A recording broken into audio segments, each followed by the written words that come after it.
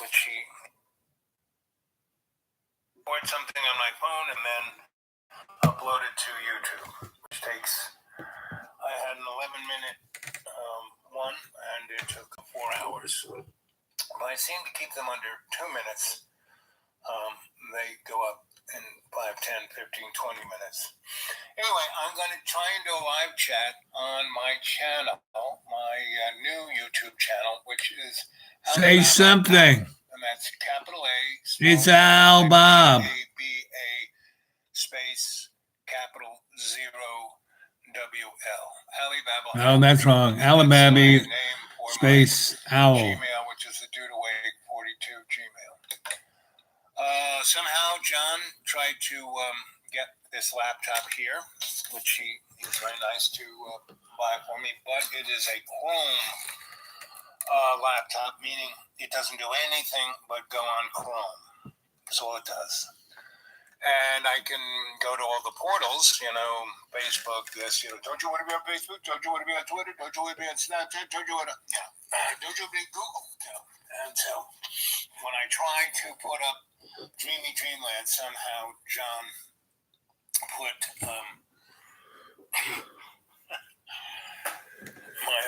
my Gmail account into the YouTube. So it's like, okay. And I don't think he did it on purpose. And a lot of people blame John, but no, I don't think John did it on purpose. Because he'd have to be either an idiot savant, or Einstein, because he really only sat down at the keyboard for no more than 40 seconds. And 2 minutes, 22 seconds. Luckily, I can still put stuff up on Dreamy Dreamland on my phone, and I'm going to try, and I've done a few live chats on my new YouTube channel, Alibaba Owl, ALIBABAOWL, capital A, capital O, capital A, LIBABA space capital OWL. So I'm going to try and do one at 7:30 p.m., which is... oh, there's somebody. Who's now. there? Oh, my God. There's somebody there. Oh, my God. Someone's there. I can't believe it. Oh, my God. Oh. So chat away. Okay. Psychonaut Patrol. Hey, Al. It's Dragon. Yeah, baby. Holy moly, moly, holy. Is all I can say.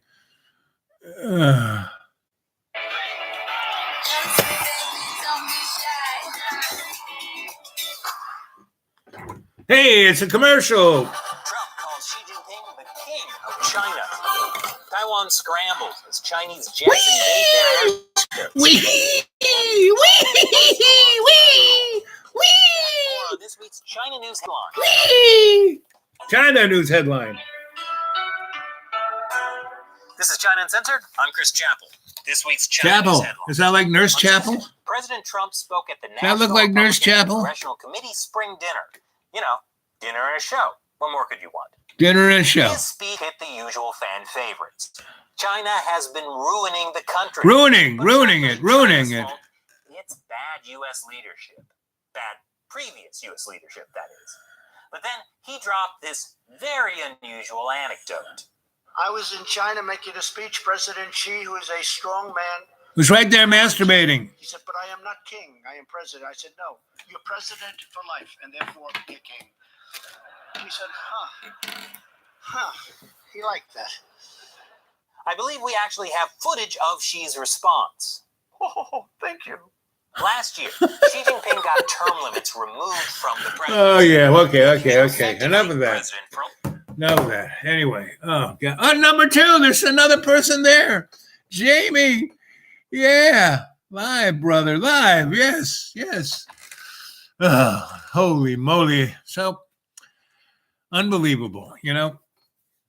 John was just at this keyboard for no more than 40 seconds, and he put, different passwords and, switched, it'd be one thing if he put Dreamyland on this new channel, but no, now I have 2 channels, which is not bad. Now the thing is to get 1,000 subscribers on Dreamy Dreamland. If we could do that like in a week, now that would show the more on secret societies, what they're dealing with. So did you guys see? I think it was Wednesday or Thursday morning after this thing happened, and I was in bed and I was glowing up my eyeballs and staring down the digital plains and valleys towards the hidden hand. But it's all good. Yes, I actually think all of this is like a gold star. It's like if they really wanted to, they just ignore me, I mean, that, you want somebody to kind of blow away, turn into dust. You just ignore them. You don't mess with them, right? So anyway, it's good to have 2 channels, right? And like I said, if we could get 1,000 people to sign up for this, the way to go with Dreamy Dreamland, if you guys could pass the word amongst the cadre, that if everyone could have a potluck dinner where you play, people bring their laptops on your Wi-Fi and you all watch, Dreamy Dream. There's 600 and something shows. There's something there for everybody. Somebody asked on the what do you call it? When you comment. I wish more people would comment. A lot of people get a hold of me at Gmail, but it'd be I think good if people could comment on the comment section of all those videos. But anyway, somebody commented when I said, hey, okay, they just did this to me.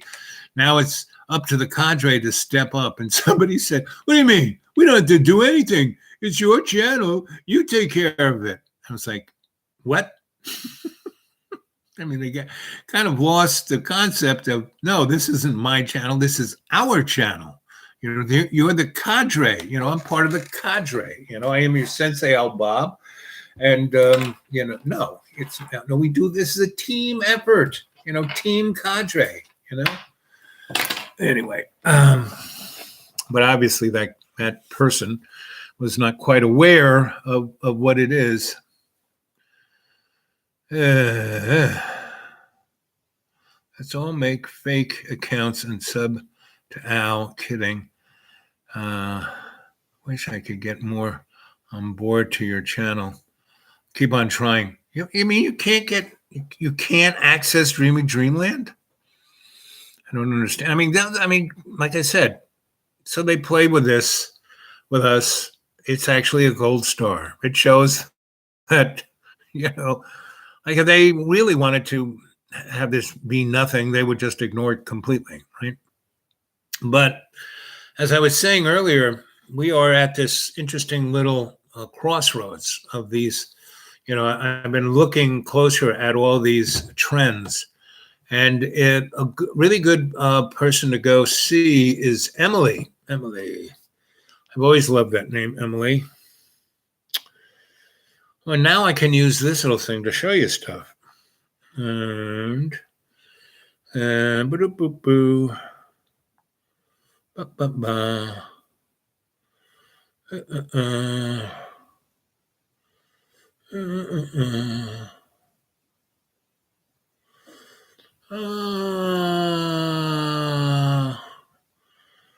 Portal.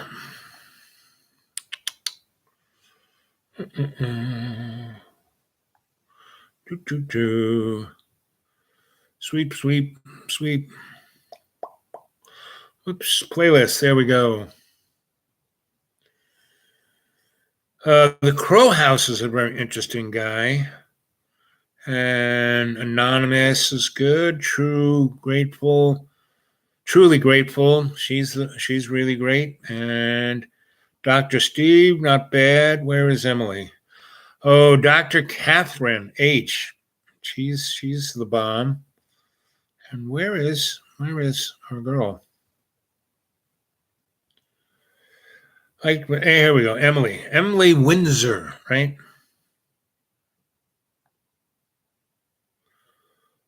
Today in America, a full-time minimum wage job will not keep a mama and a baby out of poverty. I am in this fight. This girl is I mean, all of these people are so phony, you know? And I'm sure that audience is paid, you know? It's for me. There's the whole story of why I'm in this fight. The whole story is that Washington she's once asked taking the money. question, She's, you know, at least on minimum wage. at least on minimum wage. I wish everyone in the Senate and Congress would be paid minimum wage. It's Friday night, and my eyes hurt. Oh, wow.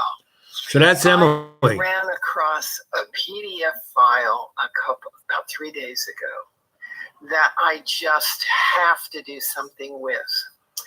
Back in 2008, 2009, I became friends with two researchers. One was Christopher Story in the UK, and the other was Sherman Skolnick in Chicago. So her channel Skolnick was is Emily an Windsor. attorney. She's got some real, I he mean, was a guy who prosecuted. this girl, she knows everybody. She's the illegitimate daughter or legitimate daughter of the King of England. What's his name? Edward, right?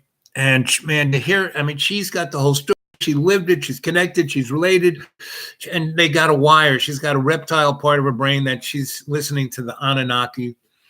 She has that ancient history story down like nobody else, right? And she's not like what's that guy's name? Stephen Quayle, right? So he's coming from a biblical Jewish, Hebrew, you know, Zionist point of view. End of times coming soon at your nearest movie. Go on the new ride at Disney, Zionist Land. It's like. And these guys are trying to make, Albert Pike, who brought on, around 1790 something, just, before America became America.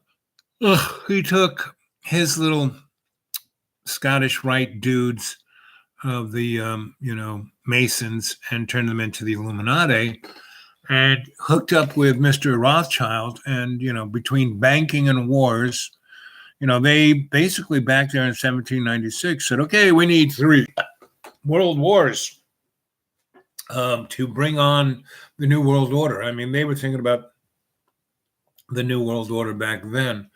And it's pretty amazing.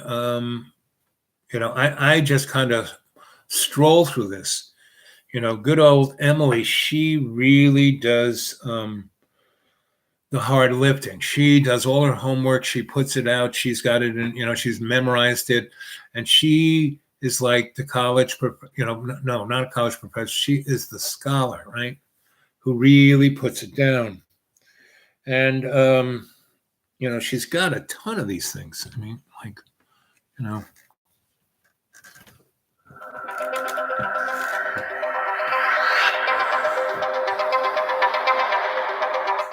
This is a good one.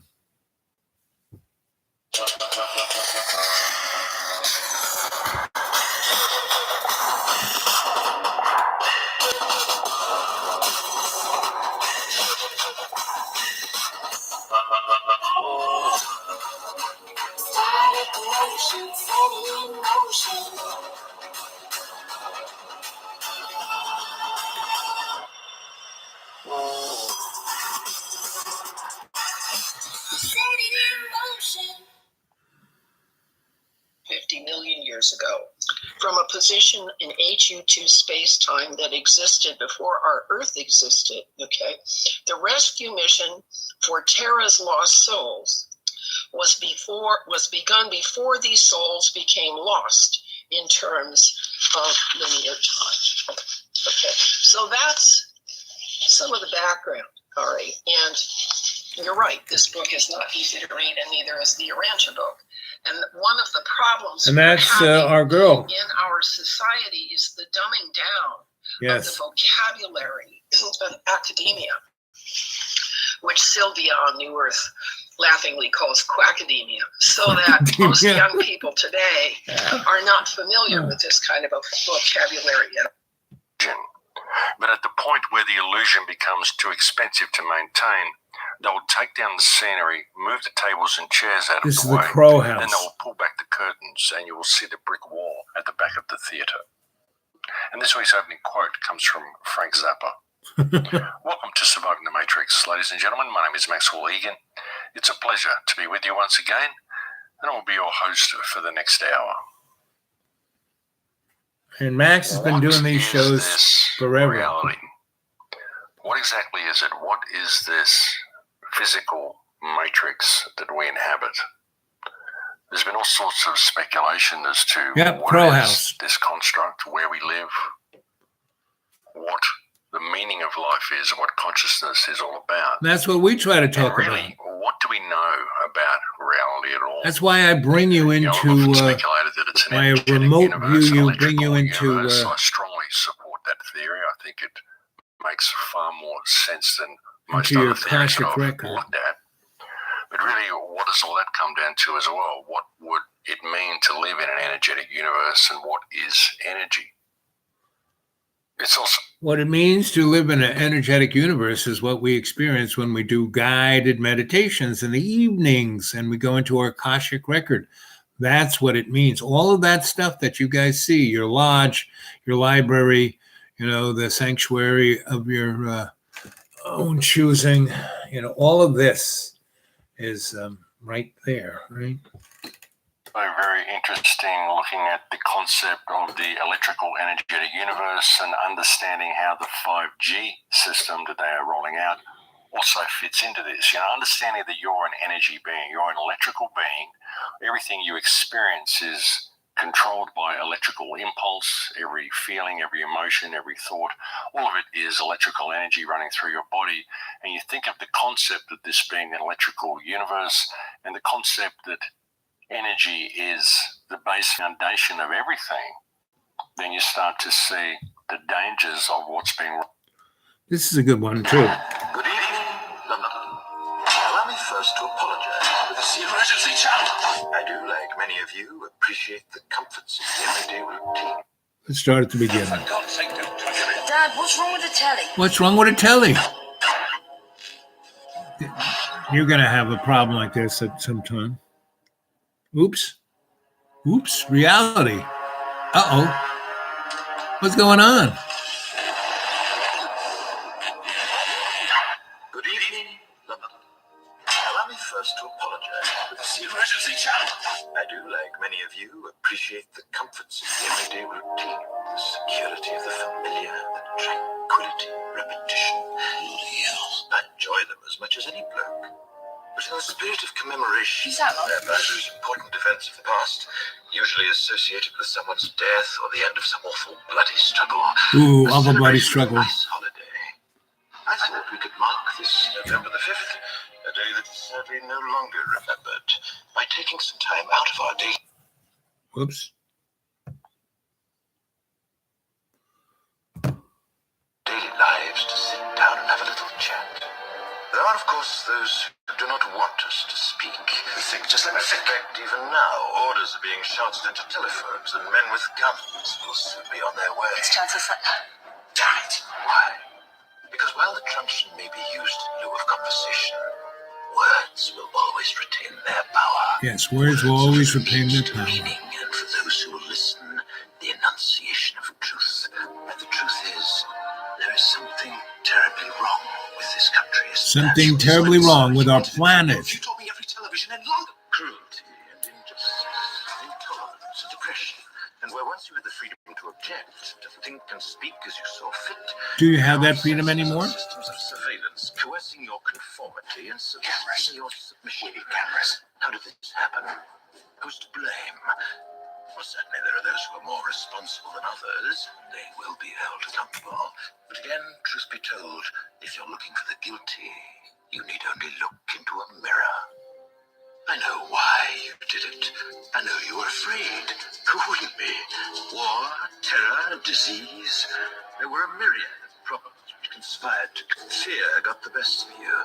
And in your panic, you turned to the now High Chancellor Adam Sutler. He promised you for Donald Trump. peace. And all he demanded in return was your silent, obedient consent. Inspector, you're almost through. Last night, I sought to end that silence. Last night, I destroyed the Old Bailey to remind this country of The Old Bailey. More than 400 years ago, a great citizen wished to embed the 5th of November forever in our memory.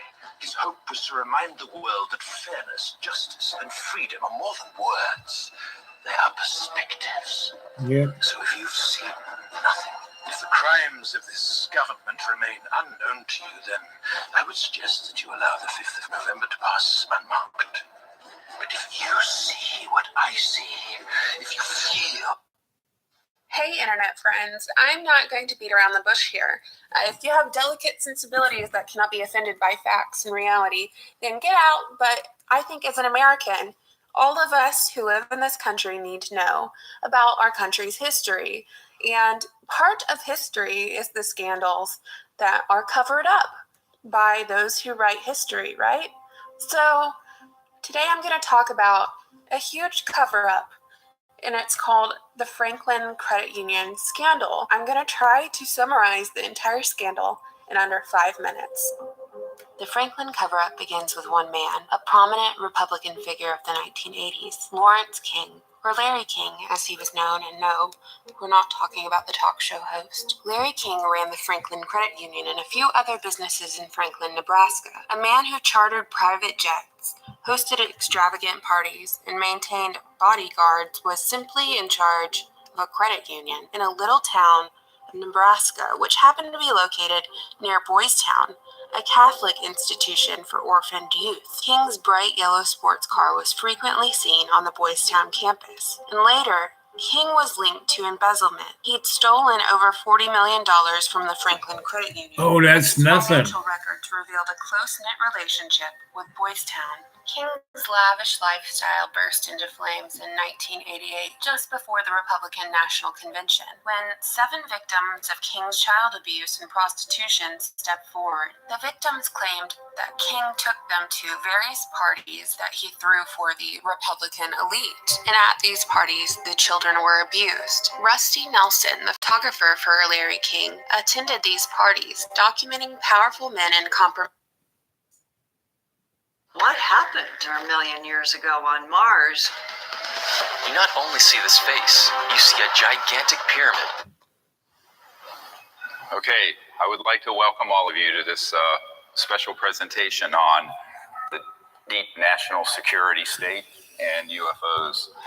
And this is going to be a presentation 4 hours in length. We will take a break at about the halfway point, maybe an hour and 45 minutes in, 2 hours. And I'd like to just thank all of you for coming. I know you've been... Doesn't this guy look like he's been working out?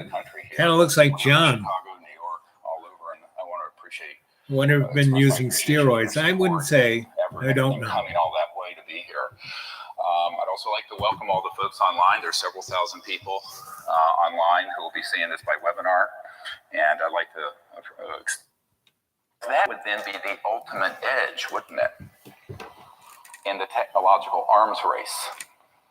You talk about a delivery system. You don't need an intercontinental ballistic missile that goes a few thousand miles an hour if you can deliver something instantly from one continent to another, or worse, from one planet to another. You begin to see the implications of this for national security. Therefore, it was managed in an extraordinary fashion. And the secrecy around it was increasingly ruthless. So much so that by 1956, the President of the United States, a man named Dwight Eisenhower, most of us drive on Eisenhower-era highways using 1880s Mercedes-type internal combustion engine cars that are run by fossil fuels, all of which have been obsolete since the 1940s or sooner. But Eisenhower was a 5-star general, became president, 2-term president, and was a Republican, very patriotic, but also very naively trusting. Jackie Gleason, the very famous comedian, his wife were friends with some folks that had been on my team before they passed away, and said that Eisenhower on his deathbed was a very bitter man over what happened to him between 1954 and when he left office in early 1960. Well, those guys were bitter men, you know. FDR blew his brains out, you know. He didn't have a brain embolism. You know, they had a closed casket because, you know, and because he made deals with the aliens back in 1939, you know, when the LA Lights, you know, he was aware of all of that. You know, he brought the Nazis into our government. And by the time he left presidency, when he gave that speech, his last speech was, watch out for the military industrial complex. And what he should have been saying, watch out for the Nazis, because Operation Paperclip brought them all in, 70,000 of them. You know, Werner von Braun was just the poster boy. So if you go and listen to Stephen Greer, he's really good. He has all the facts. He knows all the people. He's had, you know, going to lunch with everyone. And I do not, that speech that he gave right there, which he gave in 2009, I gave at the UN in 1984.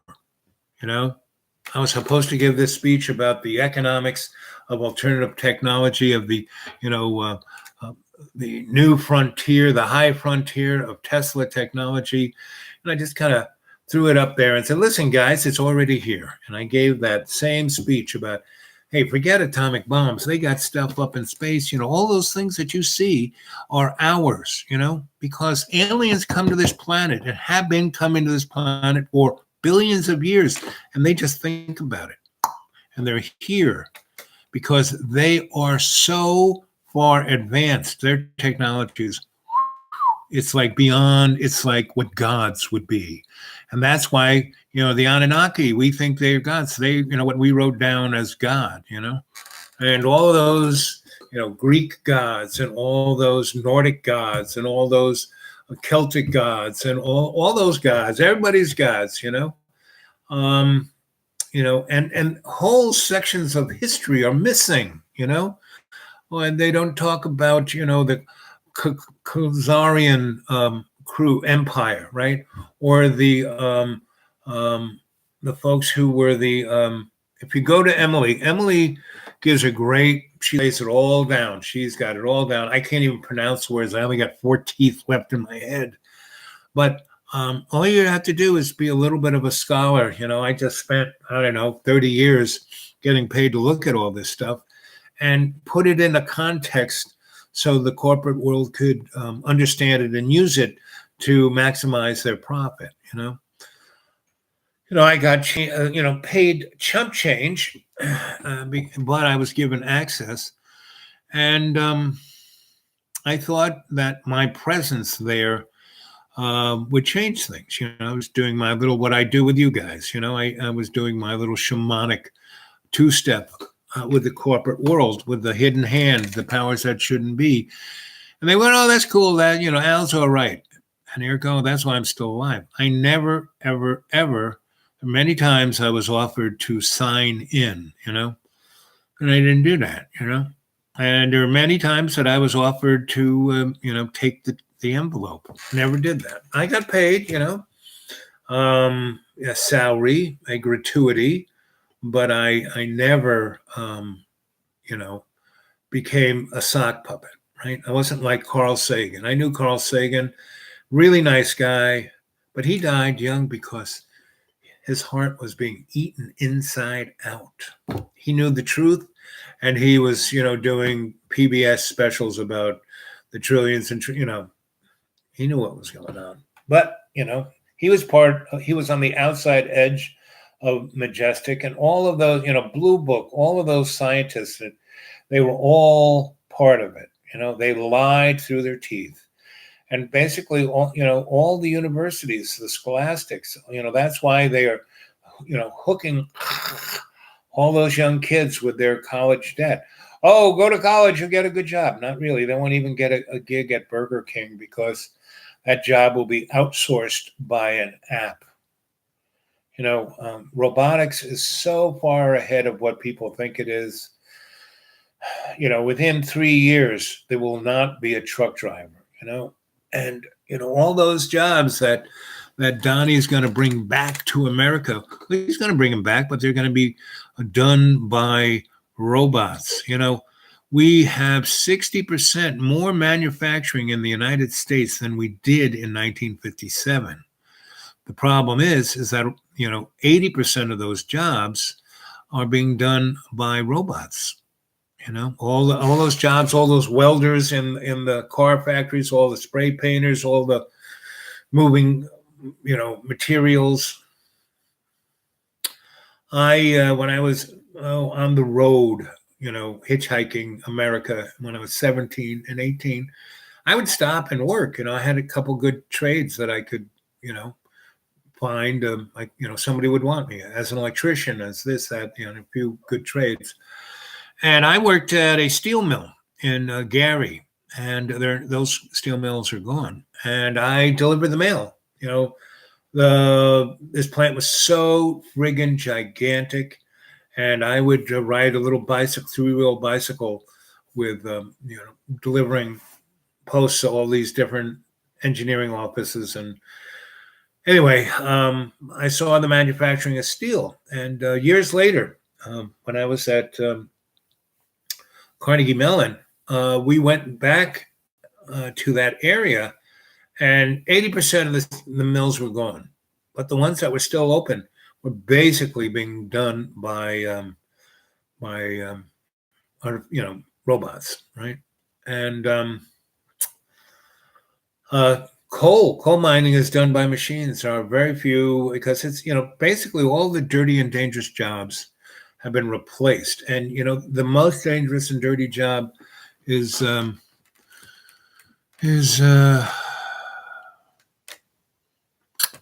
being a lumberjack. More people die doing that than any other job. Okay, let's see here. Let's take a look at what you guys have been saying on the old, Psycho Portal. Boop, boop, boop, boop. Hey, Jamie. There's Jamie. Wahoo! Yep. Psycho Portal. So I'll make a fake accounts and sub to Al. Yeah, why not? I mean, get my Dreamy Dreamland out. I mean, really, guys, go take it all.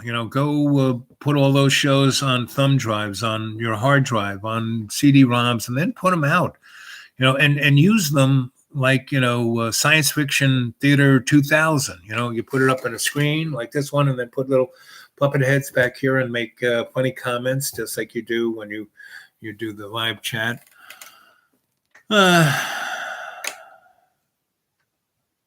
Yes, time to go upgrade. I'm heading towards the deep green in a couple of weeks. As soon as it gets a little bit warmer, almost there.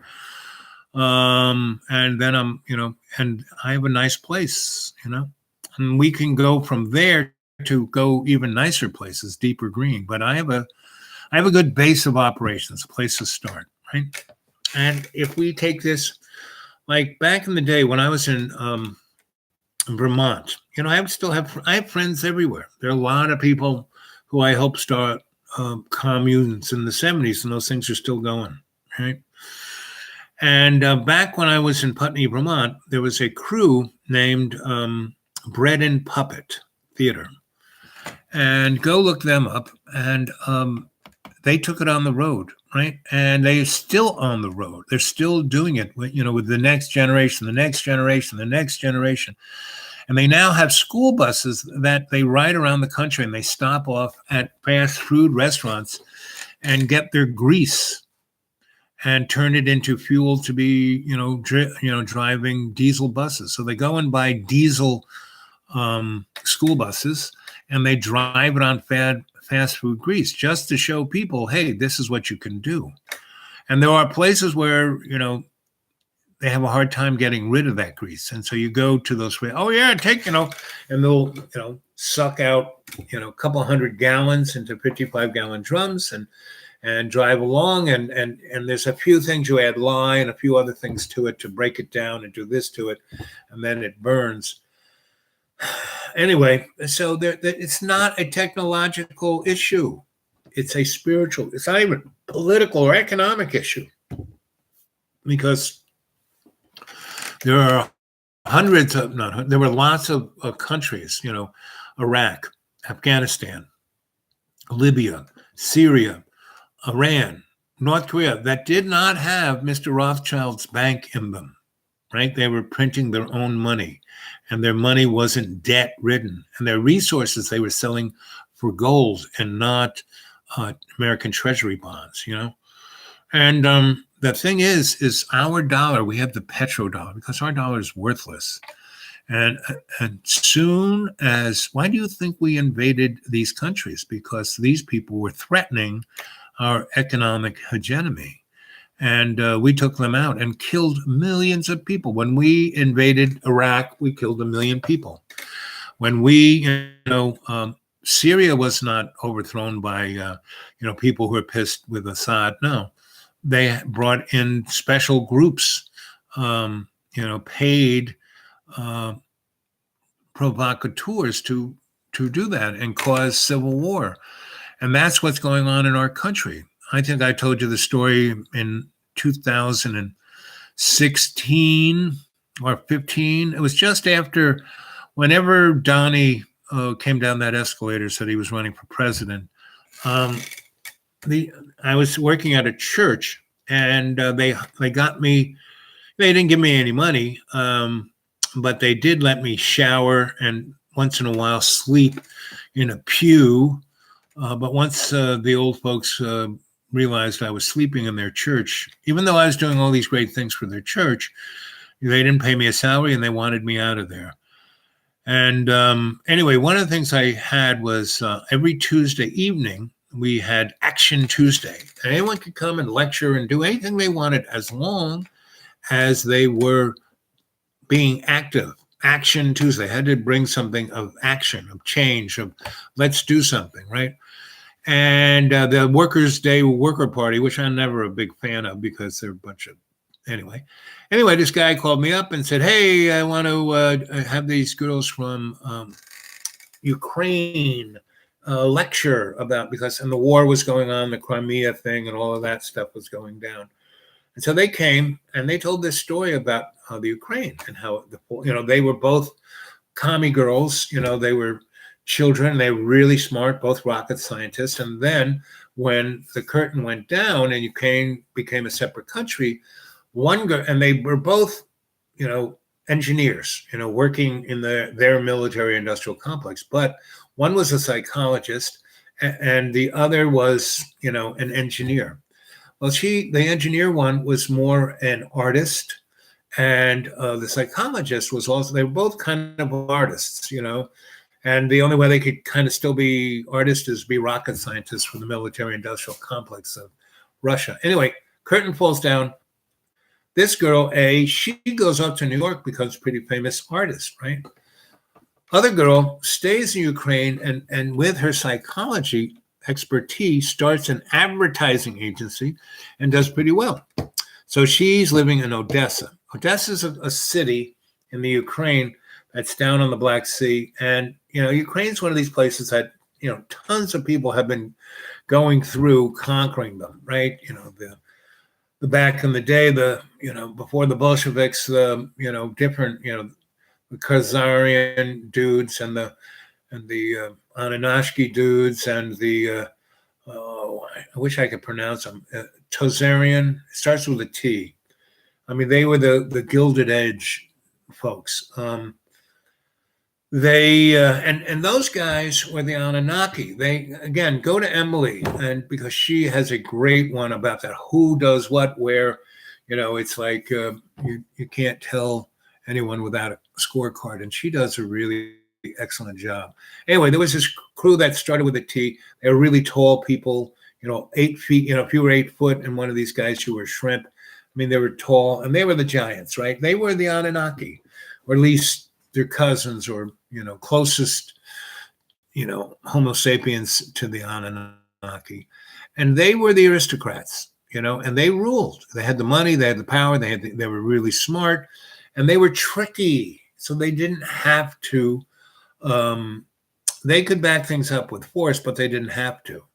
And England got rid of them. And what was interesting, what the Muslims were the workers. They were like the socialists of back in the day, meaning they wanted to get rid of the aristocrats, right? And the aristocrats, these tea guys, were the Catholic Church, was the Pope, the Holy Roman Empire, that gang, right? Anyway, go to Emily. She's got a great one on all of that, the whole story. The one where she's wearing a crown, that one tells the whole story. And the last few, watch everything she does. It's outstanding. And the same with Truly Graceful, right? Gracefully. That sister, she is also amazing. Anyway, let's see bizarre bit and all good. Yep. Aboard a channel. I'll keep on trying. Yep.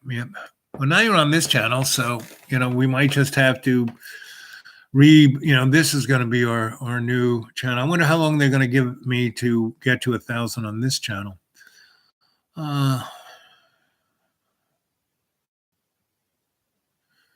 Yes, get others interested in the vids. Like I said, have video parties, There's 600 and something, shows on Dreamy Dreamland, all you got to do is, there are all these pictures of me. You just got to put your finger on the thing and go, bloop, and do that one, or do one up above it or below it, or, just any, it's like throwing a dart at a board. I got all these shows up there. Just start. And someone wanted me to put it on a list, and each show is so different. I have 620 shows. The list would be a list of 620. It's like, how lazy can, Anyway, not here to judge. What else are we saying here?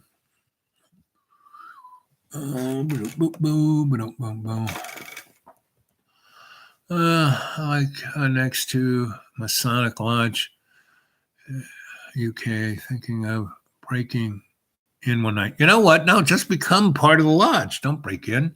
They let anybody join. In Asheville, North Carolina, I had a friend who, the Masonic Lodge, the public radio station was on the ground floor, and he had this top floor that was probably a 5,000 square foot ballroom, and it had no columns. It was totally wide open space. It was beautiful. And we used to have the most wild, crazy parties, especially New Year's Eve,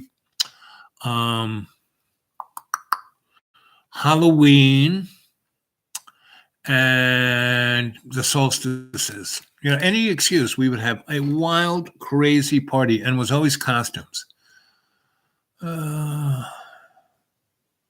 House is good. Yep. Aiden Murin, Windsor, interesting name. Yep.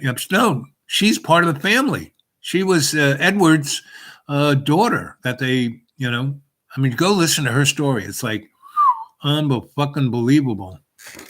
Yep. Yes, the guys in the Buckingham. Her story will knock your socks off. Yep. Yep, there are tremendous,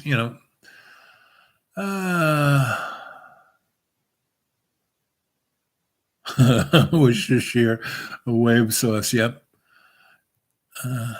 Max Egan. He's another,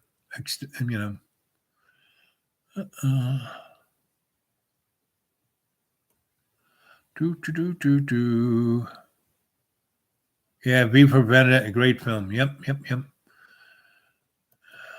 Oh, boom. Brainwashing. You just have to stay awake. It's hard for them to brainwash you if you're awake. It's It's when you fall asleep, when you get mesmerized, when you're in a hypnagogic state. That's when they got you.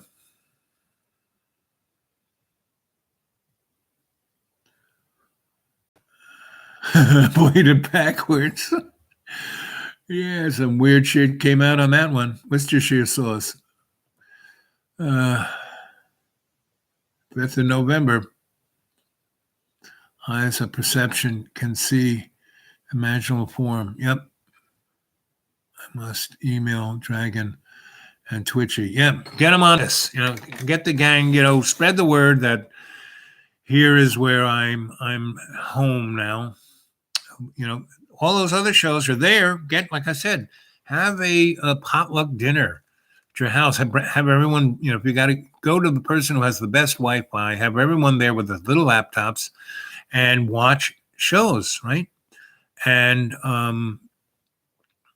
you can do some interesting, strange stuff, just like I did with my little phone and, put it up and did this and that. We have to think outside the box in an aesthetic way. And the greatest tool against fascism is creativity. Loves co-creation. Hey, Dragon, good to see you, buddy. Dragon, those thumb drives you sent me, they disappeared. I put them in a safe place. You do this all the time. At least I do. I have to put this in a safe place so it'll be safe. Then I can't find it. I can't imagine that someone took them. I can't imagine that they're lost. I never lose anything. I'm just misplaced it. So, but once, this weirdness happened with my channel, I said, oh, and I went looking for those thumb.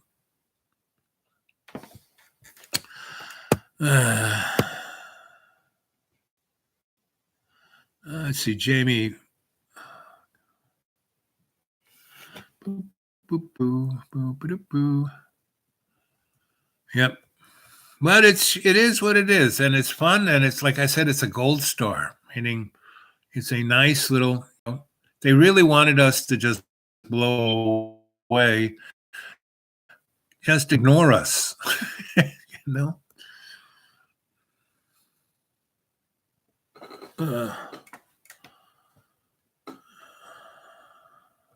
Well, I got a lot of years before I get to be 88. A good 18, if not 19 years. Looks like a mutant.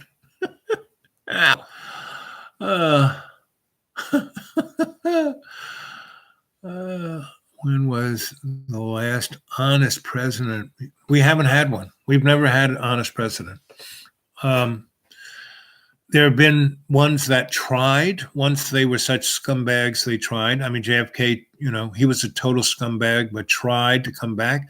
And he was on so many drugs. I mean, he was doing every psychotropic known to man and having sex with Maryland and a few other girls at the same time, which bing, kind of opened him up a bit. And so he was going to, in Dallas, he was going to give the speech about, telling everyone about the aliens. He was going to give the disclosure speech in 1963, November in Dallas, and they killed him, Yes, reptiles have to make a living too. They also have children. Yes, they come out of eggs. I know some real reptiles. With the skin and the whole thing. Did you ever see Doctor Who's show? And he's got a friend who's a lesbian reptile, has a girlfriend. The thing I love about Doctor Who is from the very beginning, the old guy, all the way up to this chick now. They always sucked, but they were truly amazing at the same time. Very similar to this, Dreamy Dreamland with Sensei Al Bob and, I don't even know what this is called now. There's no Alibaba Owl, right? This show sucks, but it's really great at the same time, and that's, Doctor Who. I hope this, I really like the fact that the master became a chick, called what's her name? Oh, here we go. This is a friend. I'm going to put her live. Hey, honey.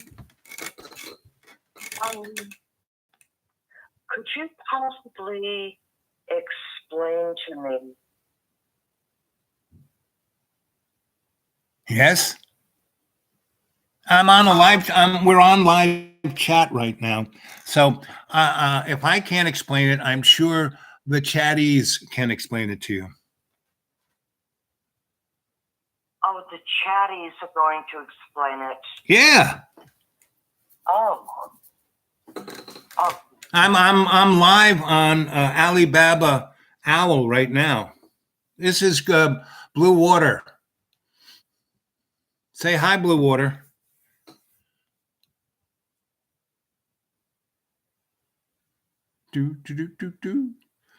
Hey, Blue Water, do you watch Doctor Who?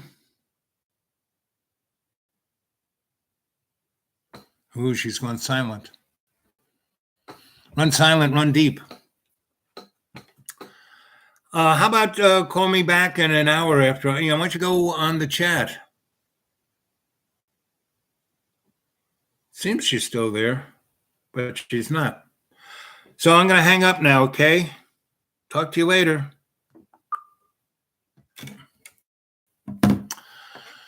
Anyway, what is the Masters? And now she's a girl. I love the fact. I mean, all through Doctor Who, he's always got these female, not attendants, not stewardesses, not assistants. What does he call them? Pals. But they seem to be the soul of Doctor Who. Doctor Who, in a lot of ways, is a damaged old guy. And, well, if you lived 1,000 years and, caused the end of galaxies, yeah, you might have a little guilt going on, too. But that's why I like, Doctor Who, because it changes a lot. Star Trek did, too, Now, I have some friends at the library who, instead of being, Muslims or Jews or Christians, they are Star Trekkers or Babylon 5s or Doctor Who's or whatever. And, it's an interesting thing. And, you can have a religion based on anything. Back in the days, I worked for a lawyer, and I used to write grants. The proposals, the 501c3, there's a frame, and we will plug these things in. Either, it was a nonprofit kind of thing, trying to do this, that, or the other, or a religion, right? We wrote both. And me and this guy, we were in the basement, writing this shit. And he was a stone cold atheist, and we're writing all these grants for religions. And he was like, ah! And I said, what are you talking about? This is America. These guys are just making money, tax-free. And so I said, don't get upset, get even. And he goes, what do you mean? I said, why don't we just write one of these for ourselves? We'll start our own religion. He goes, what? I said, yeah. So we started it, and our God was an oven mitt, right? Because look, you've got the casserole in the oven at 460, right?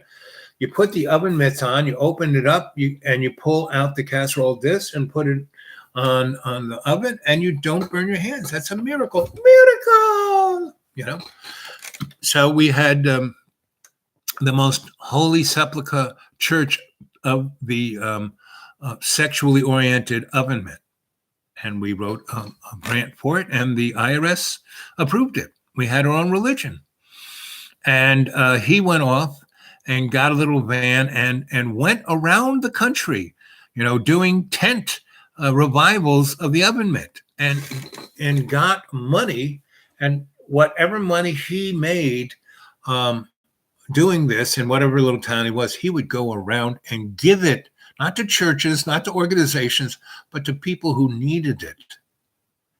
And I think he's still doing this. And it was year round, he kind of, followed the sun. When it got really hot, he kind of went north, Illinois and all the plains and Chicago and into Canada, and then kind of came down through Maine, and then it kept hitting the same cities. And he built a following just like YouTube, but he would gather 30, 40, 60 grand every town he came, and he'd give it away to people who needed it. And so people came to support him because he was supporting the people who needed it in their town. Because the churches that they went to didn't do that. The Goodwill didn't do that. None of those entities that are supposed to be the safety net did that. They just put it in their own pockets. And so it made him, his heart, he was like a saint. It made him from like a atheist to being like Jesus. And that's my whole thing about Jesus. Jesus is still here. He's in the building. If Jesus left the building, we would be toast. I mean, I'm amazed. I mean, why did I become Mr. Hedonist in 2006, right? Why? Because I thought the world was going to end at any minute. I mean, I had done everything, help build and start and every kind of movement, every environmental thing, every social thing, every, for a good 30 friggin' years. And it didn't change anything. And yes, it changed a lot. Meaning when I stepped back and looked at all the individual people, yes, it helped them. But overall, human race, But what I realized was by doing all that, it kept the end times showing up.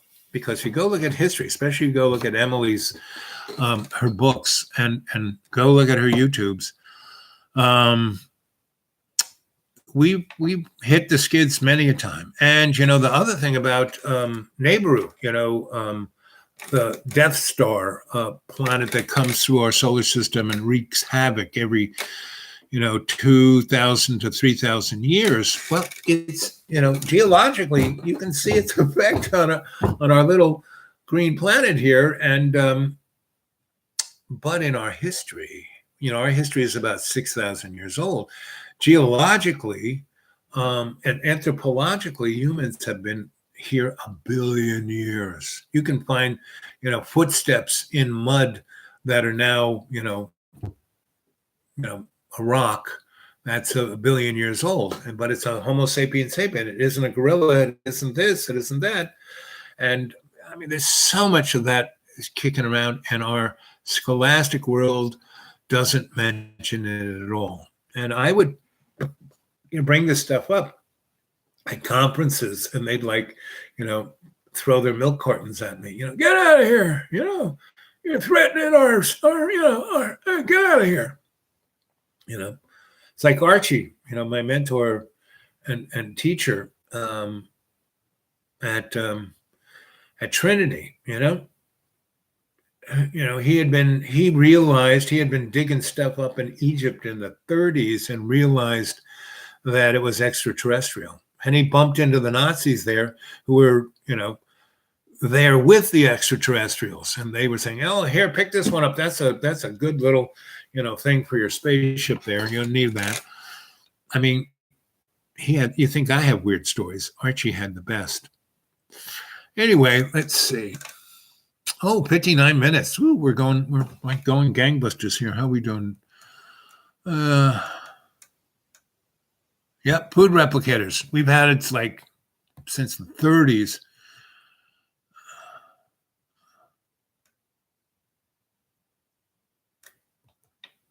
Yes, the cracked dumplings, Zebulon B.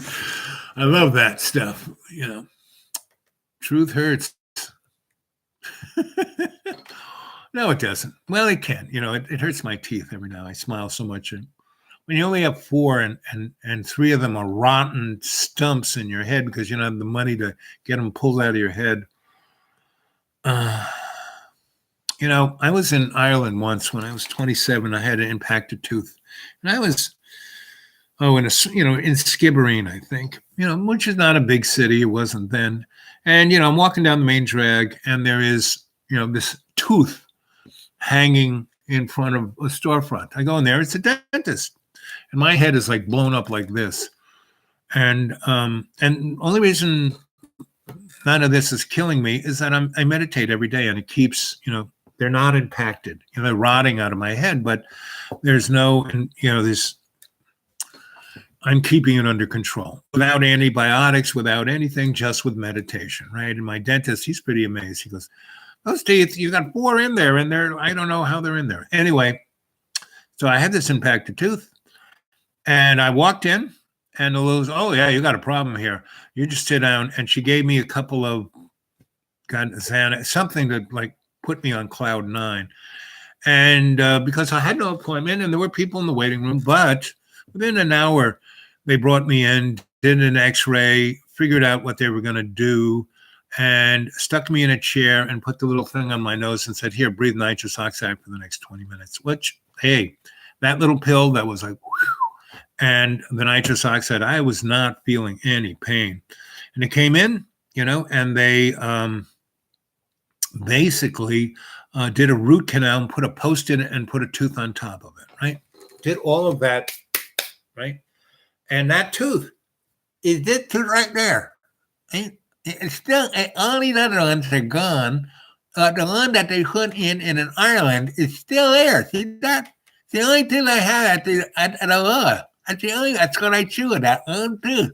And that was put in Ireland. Anyway, so they spent, I went in there maybe 11 in the morning. I got out around 4 p.m. And I was feeling no pain. And they gave me a whole thing of whatever those were really pretty, woo. And anyway, so I said, oh, wow, thanks. So what do I owe you for that? And the lady said, no, you don't owe us anything. We have, single payer healthcare. Healthcare is paid for by the government. I said, but, I'm not Irish. I don't have a residency here. And she goes, you're here. That's all it means. You're here. If you walk in the door, we take care of you, period. It's like too much paperwork to do it any other thing. You just have a good day. So, and they did that in 1970, whatever that was. Yeah, it sounds excruciating. I need screw in teeth. Yes. My mom, so I got all the shit my mom had. Once you get old enough, you realize you're just like your freaking parents, not only physically, but emotionally too. And that's why you have to be awake, because if you're unconscious, you'll be the same shit assholes your parents are. But if you're awake, not so much. You can choose. You can make a choice. Anyway, so my mom, when I was about, 14, I guess, she had cottage cheese for teeth, and I got her teeth. My dad, on the other hand, died at 98, never having a freaking cavity. I wish I had his teeth. My sister's got his teeth. I didn't. And I got all the stuff my mom had. She had the diabetes. She had the neuropathy. She had all the stuff I got. And she did not fare as well as I have. And she didn't gain the weight I did, She stayed, because she was a queen, a goddess. To the day she died, she looked pretty good. And, but anyway, so her teeth, so this dentist said, listen, Billy, that was my mom's nickname, Billy, because she was like a goat. So he said, I'm inventing these things called implants, take all your teeth out and we put these metal spikes into your bone, and then we snap these teeth on there, and you have brand new teeth, and it's like, we do it in 2 or 3 days. We rip all the teeth out, we let it kind of heal up, then we stick these posts in, and then the next day we snap the guys on, right? So she does that, and it was like, getting the teeth ripped out of her head. But, she liked her Manhattans, and the dentist gave her stuff. And so drinking and taking those little pills. So when they snapped the teeth in her head, they were made out of stainless steel. And for a good year, my mom looked like a 007 villain, right? Like Jaws, right? And she'd do this thing, and her whole mouth would be glint of stainless steel, scare the shit out of you. And I actually thought it was kind of cool. But today, even though it's a pretty simple procedure, it still costs 20 grand, and I don't really have more than $40 at any point in time. Anyway, but my dentist, who is kind of slowly pulling these teeth out of my head, and he's doing it for nothing. So I just kind of, he closed my, I got time, I can pull some more teeth out. Anyway, so he says, well, we get them all out and you'll be able to gum your food. We'll just call you Gummy. Well, I only have 4 teeth left in my head.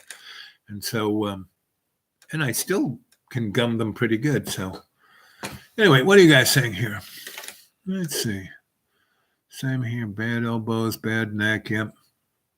And like my legs, I broke them many times. So, I did that when I was a teenager, and now it's like, okay, coming back to get you. Now, I'm a really great chiropractor. And so, but, between meditation, prayer, and my katas, doing Tai Chi, that's what keeps me going. I do go see my chiropractor once in a while, but he does it on the arm for me, and I don't want to take advantage of him. So anyway, but he's a great chiropractor, and I'm a great chiropractor. I went to the chiropractic school at Davenport, Iowa, and I invented this pneumatic table that we put people on, and we had sensors underneath it, and the sensors would light up this board telling you what, and I was studying osteopath, can't pronounce it, being an osteopath, like it's a doctor and a chiropractor and a few other things thrown in there. And it basically deals with balancing your energy. And this table was that. So they let me go to school there for a year without having to pay for it. If I, researched this table for them and built it. And I did, because I had done a similar thing with these,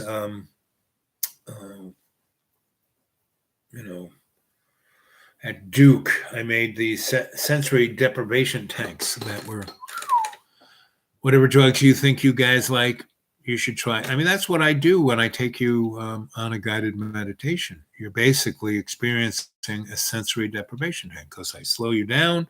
I disconnect you from your bag of water, your avatar, and you go into state. And that's, you are being deprived of your meager 5 senses and being exposed to the other 95 senses that you have no connection to while you're in your avatar. So what else are we saying here? Platinum grills. Well, that's a bit expensive. Jane, good to see you, girl. Yep. Well, I don't need platinum, just regular implants would be fine by me. Titanium is the only metal in the world that needs to bone. I don't know what that means, John.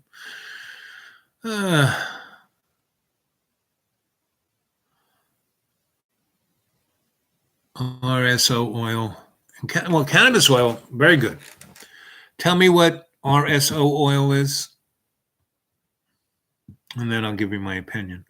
But anything natural, God's plant is like it. I had to smoke of green today for the first time in a year. Yeah, that's, I don't have any, meaning the only thing I ever smoke is something that somebody brings, right, as a gift. And that's, the one blessing of not smoking very often or at all. It really does affect you in the best of ways. And I never, I mean, back in the days when I was Mr. Disco and worked in rock and roll, I had total, swim in that stuff. And I never did, I smoked a little bit of herb because I was like towely, just a little bit, and it really made my brain really be creative and made me work. But if I smoked, half a joint, a quarter joint, I'd be like looking for the potato chips. So, I never did that. And every other drug, I just couldn't stand. I mean, Coke, any of that stuff, I would get sick, So that's why all the producers love me, because I never did I wasn't interested in their stash. I was always the sober one. So even when the chauffeur got stoned, I could still drive, right? So, boop, boop, boop. Oil contain cannabis oil. It is THC in the oil, not taken out. Yeah, well, that's, THC. Yeah, that's good stuff. That's what gets you stoned. So I'm not against getting stoned, and everything in moderation is my basic modus operandi. I actually like doing these live chats on this laptop. It's a lot easier. I don't have to hold the stupid thing in my hand and have my arm fall asleep. Though, I have this laptop was given to me by John Birmingham. He gave it to me for my birthday, which is very nice. Really nice guy. Very nice laptop. The only thing is, this is what is known as a Chrome computer, meaning it does nothing. It has no, I can't put I can't write anything on it. I can't get Word. I can't do anything. Everything has to be done on Chrome, right? And so that's its limitation. So it's good for this. It's good at looking at the internet. But it really, every time I go on, it just makes me look. Don't you want to be on Facebook? Don't you want to be on Twitter? Don't you want to be on Instagram? It goes through all those things. Before I can do anything, I have to say, no, I don't want that. No, I don't want that. No, I don't want that. No, I don't want that. And then before I can go in here, it says, well, we're going to look at everything you do anyway and monetize it up the kazoo. You can't use it unless you give us total permission to do this. Well, hey, go for it, kids. Put this on every channel on the universe. No problem. Monetize it. Send me a check.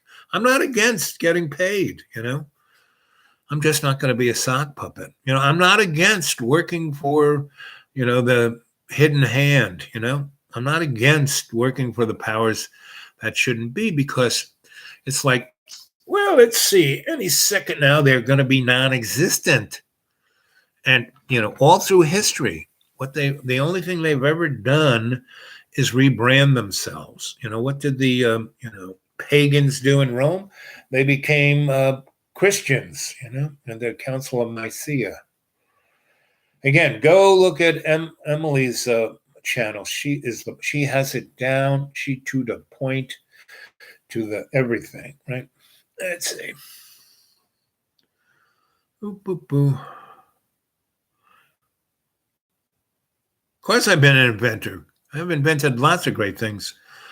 I've invented, the U.S. Psychotronic Society was what that means. Psycho, mind, tronic, machine. And we invented devices so you could go and experience any psychic,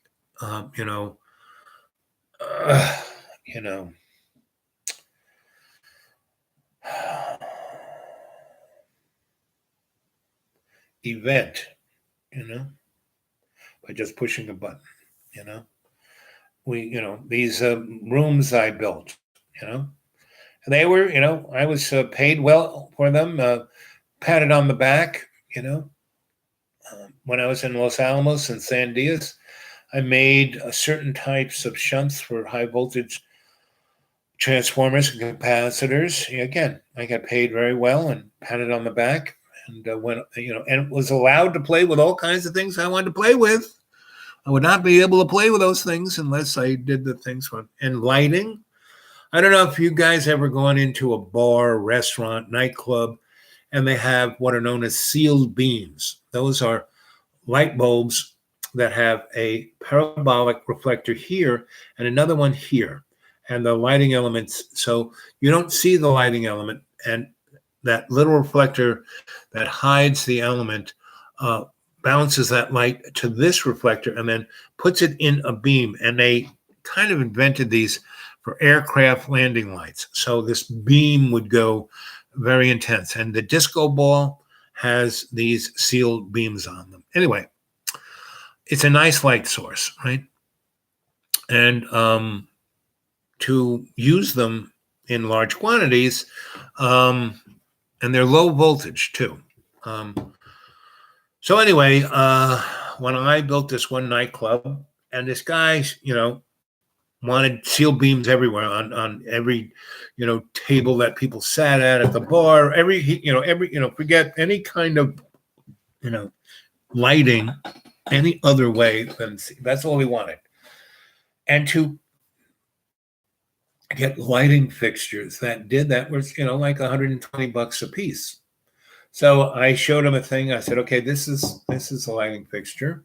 And, it costs $120 a piece. Do you really want to do that? Yes, I'll pay that. And I said, okay, I'm going to manufacture you something that'll be even way cooler than this clunky lighting fixture. And I'll just charge you $100. You'll save $20 a light, lighting, right? He goes, oh, wow, that's great. So these lamps had these little metal clamps that came over it, and they had screws. So you could either put them into the light fixture and push it against metal things that the light bulb would make the contact, or the little screws, you could take a wire and put it down on. So what did I do? I got big transformers, 24-volt transformers, because these lights were 24 volts. They also had 12-volt ones, but the 24 volts were the ones that were in aircraft, right? And they were, I don't know why, but when I went looking for them, the ones that were 24-volt I could buy them by the case for virtually nothing. So all I did was I put these transformers, right, and I kind of hung them up on the ceiling, and they could plug. I put a plug. They were driven by 110. So everywhere I would put a transformer, I just put an outlet there. And I would hang the transformer. They weighed about 20 pounds. And I would get number 10 copper wire, right? And I would put them through insulators, so they weren't touching anything. And then I'd run the wires, and they'd be right next to each other. And I'd have them run, long distances. And I'd have other insulators every 10 feet, so the wires just didn't come together. And I would just take the light bulbs and screw them onto those two wires.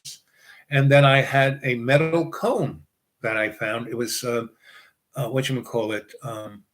pipe for exhausting of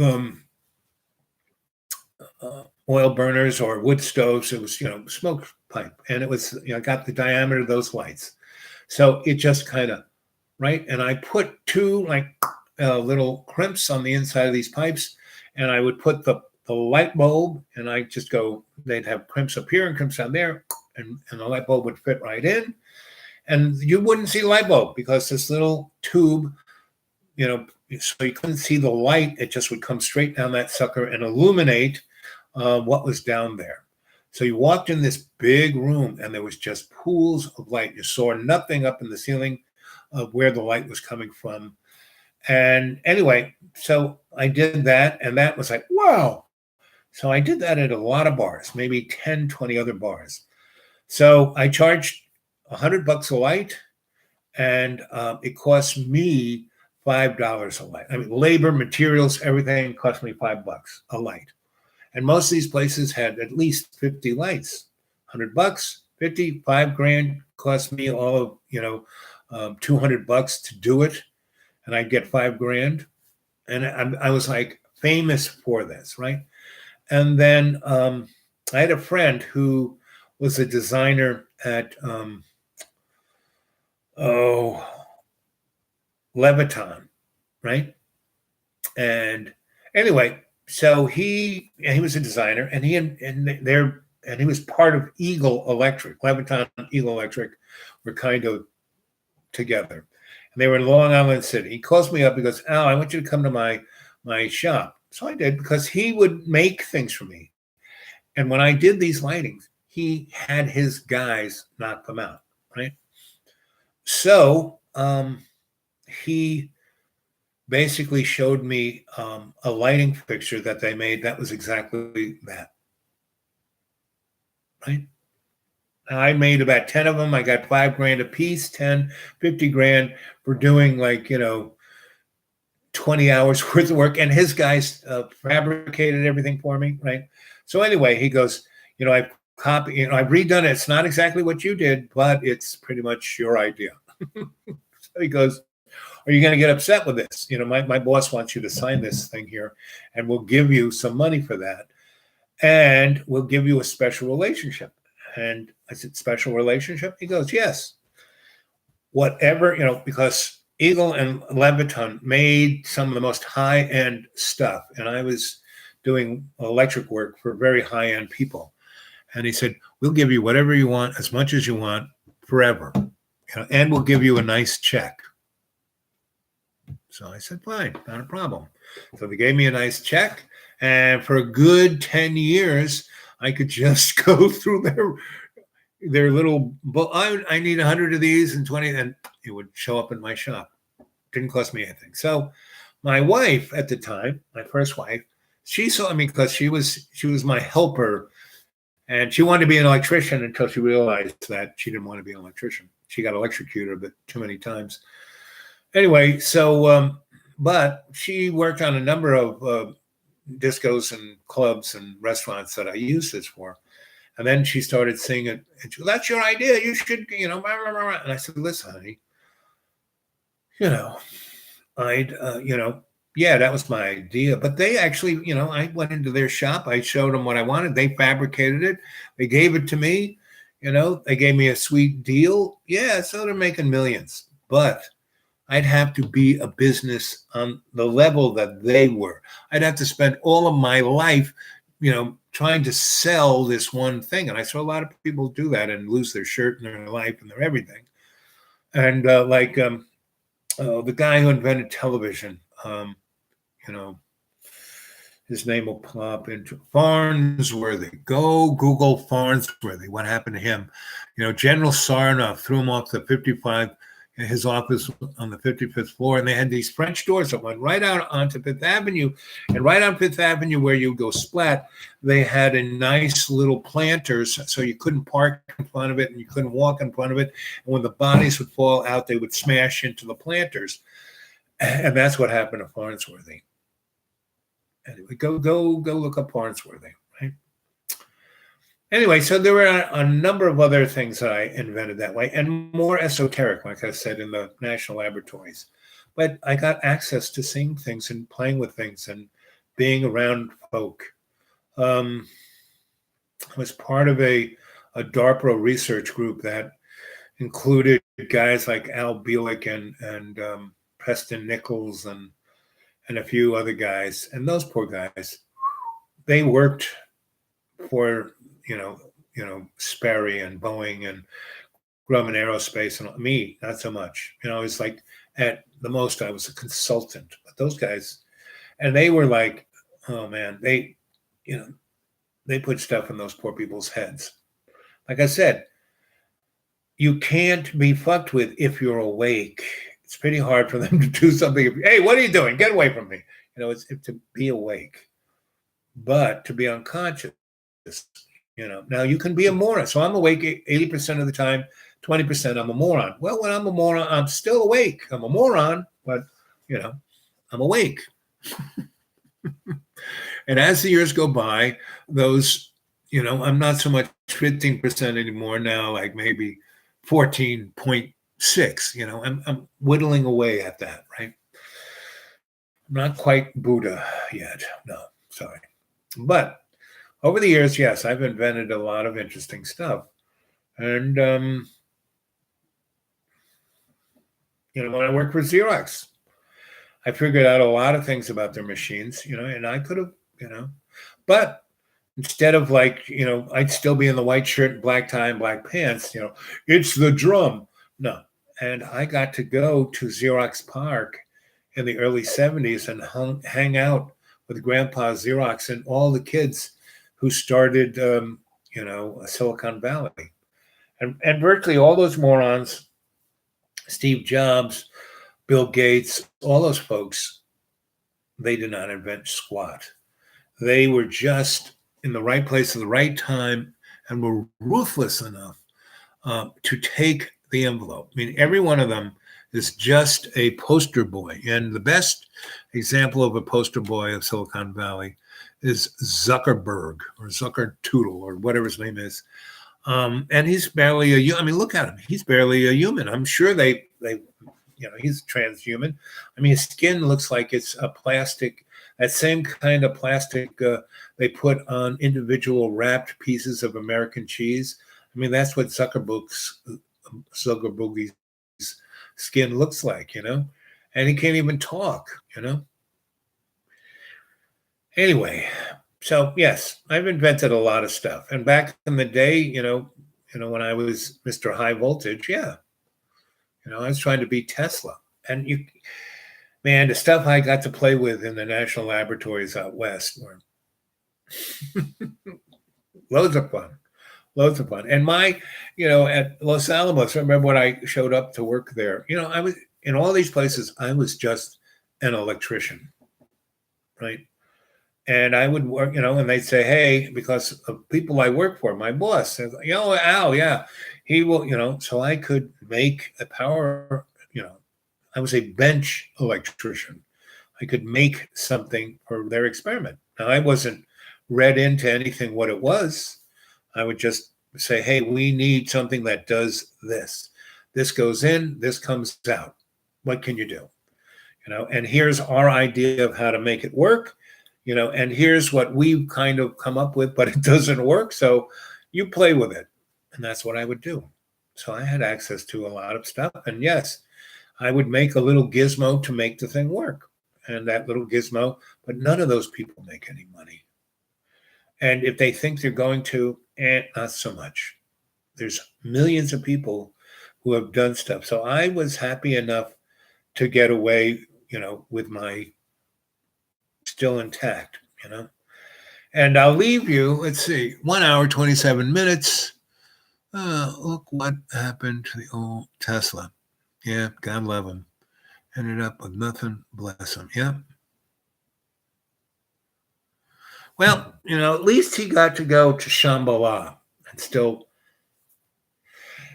I would say tomorrow we will do a guided meditation in the evening, right? I will do another live chat in the daytime, maybe in the morning for you morning folk, all you folk in Ireland and other time zones. We'll do one in the morning, maybe 9, 10 o'clock, depending on when I get up.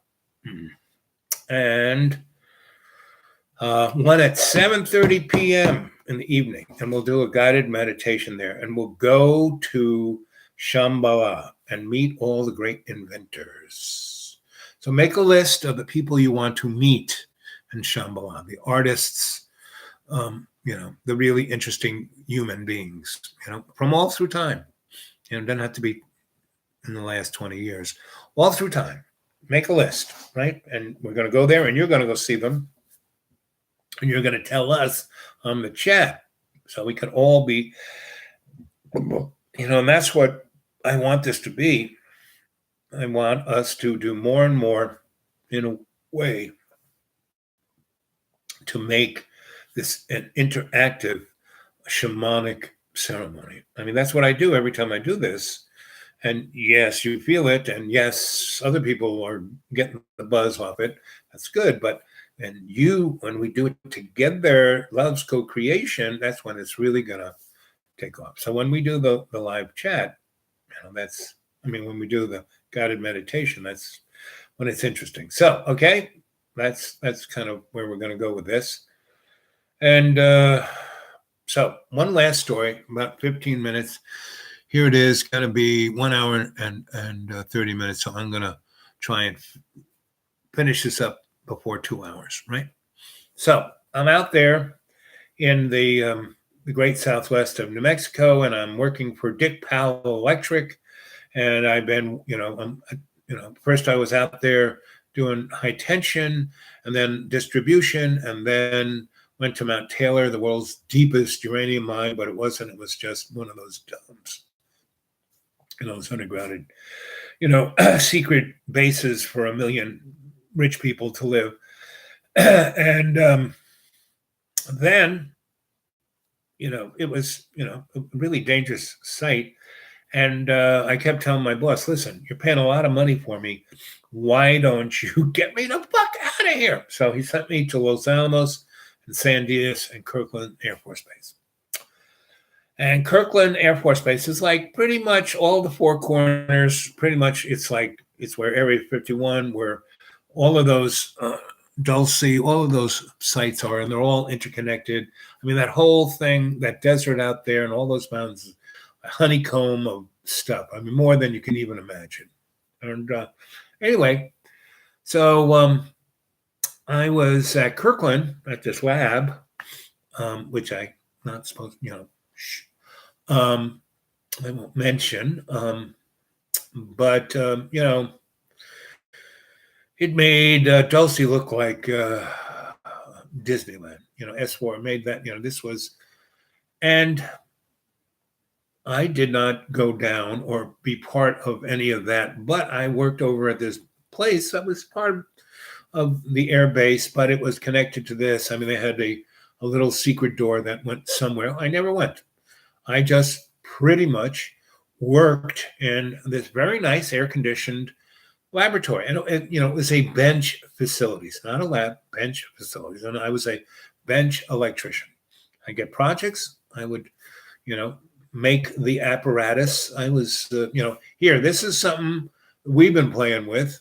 We can't make it work. This is what we want to put in. This is what we want to get out. This is what we want it to do.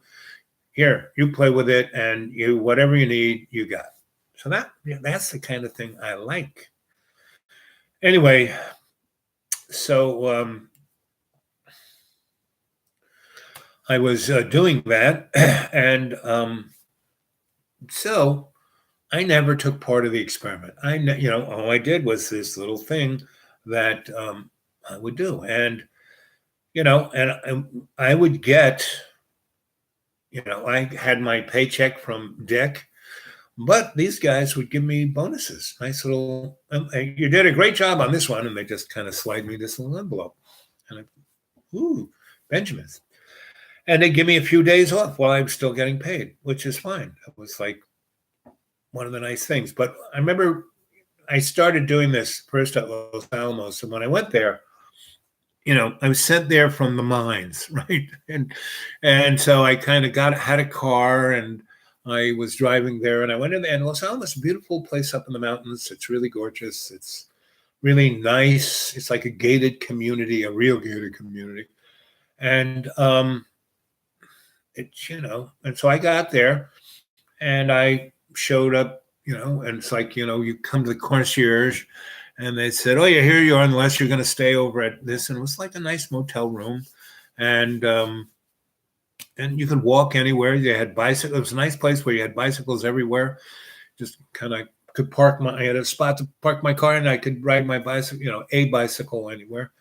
And they had nice stores and nice restaurants and a movie theater and a library. That's really nice. I like this place.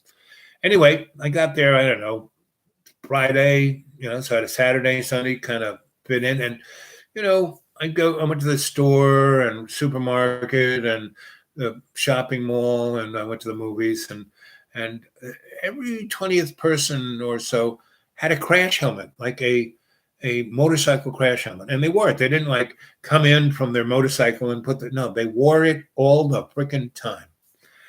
And so I show up, and I'm told I have this little packet when I go to concierge, and you're going to stay over in that room. And they had this like little book of like where everything was in town and what you could do, what you couldn't do, And on Monday, I'm supposed to go see my supervisor. So I go. And the guy goes, okay, yeah. So you're going to work at this facility, okay? Mm-hmm. And he's got like a piece of cardboard, and he scribbles some stuff on the cardboard, and he almost like draws a stick figure, and he slips it in a plastic thing that you wear around your neck. And he goes, don't, when you leave town, you can take this off. But if you're around, you go to the supermarket, go here, go there, you got to wear this thing. And especially if when you go to work, you got, don't lose it. I said, what are you talking? It's a piece of cardboard. Did you just fill it out with a crayon? Very important. Don't lose it. I said, don't I get something? Because you're not going to stay here long enough for you to need the real thing. Because all these other guys had these images like, all kinds of colors and badges and pictures. And this thing was done with a crayon, That was the lowest, anyway. And, but I was out, went into, the, bench. I was a bench electrician. That was my category. Anyway, I worked there for about 5 months, and it was very interesting. One day I went and saw my supervisor. Every so often, once or twice a week, I would I'd work on a project.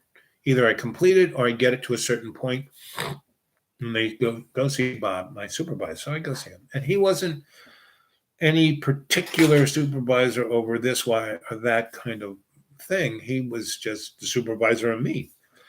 And he would send me on to another project in another part of some other building or whatever. He never tell me what it was for or what it was, none of that. Never got anything because I was not read in.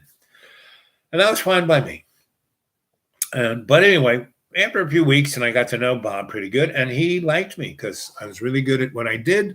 I didn't ruffle anyone's feathers. I just did my thing, went off and had a milkshake or went to a movie or, I didn't, really, the closest I got to ruffling anyone's feathers is that I went to the public library.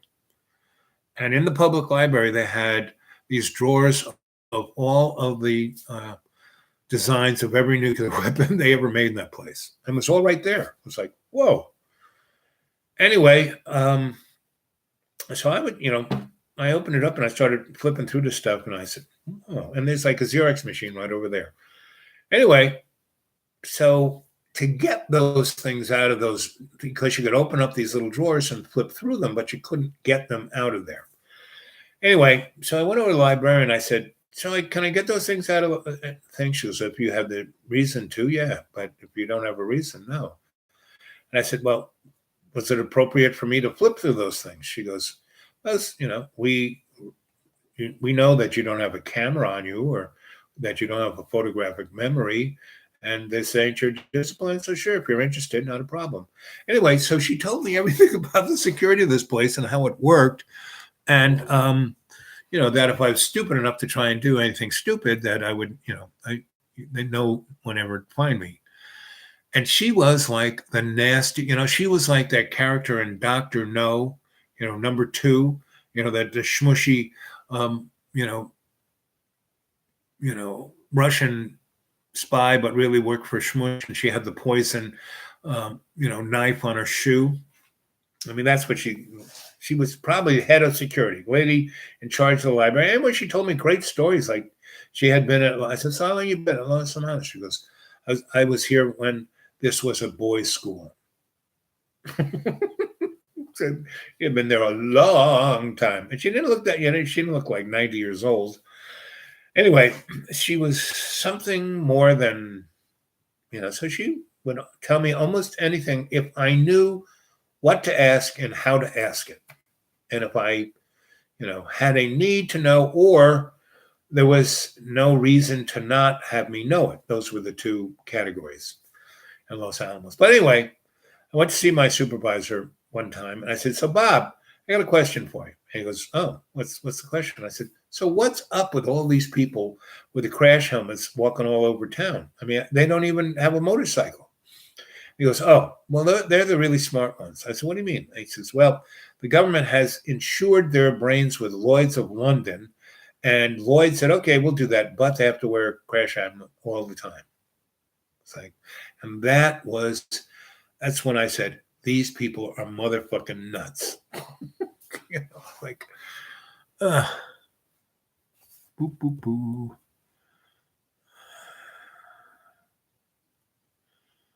John Taylor. Did you ever hear of anything to do with any? Yeah, of course. Or did you ever hear of any secret project? But of course, I wish I was a fly on the wall over at where you worked. Bet you can't say much. Well, I can say everything I know. I don't know anything. Like I said, I worked on specific little things and really not much other than that. And no one talked of what they were doing unless you were read into what they were doing, unless you were on their crew. But everyone was really interested in paranormal. Everyone knew that I had worked at Duke with, the SEAL Corporation. Everyone knew I had, worked on sensory deprivation tanks. They all wanted me to have one. I would have built one, but no one had enough time. I really didn't last more than 3 months. And so I was too busy working on my things. And on the weekends, I used to go back to Albuquerque to my girlfriend. So, I really didn't have too much off time in Los Alamos. And in a certain way, they were they were fine with me leaving Los Alamos, not just strolling around all the time. They liked it that I was pretty much just there to work.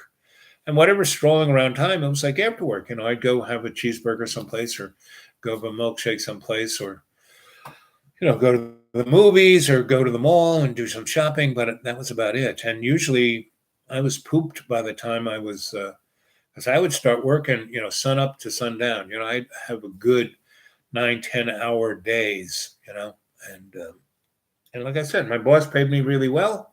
And when I succeeded at what I was put forth to do, they'd give me a nice little envelope. So, and I never worked in the same place, for more than, a week or two, because whatever I had to do, if I couldn't figure it out in 4 or 5 days or a week or two, I was moved on to the next. Meaning, if I couldn't get it, I would push it along a little bit more to a, place of a glass ceiling where I couldn't get to know anymore. I needed to know to do it, but I would get it in a way that they didn't think about. And that was how they used me.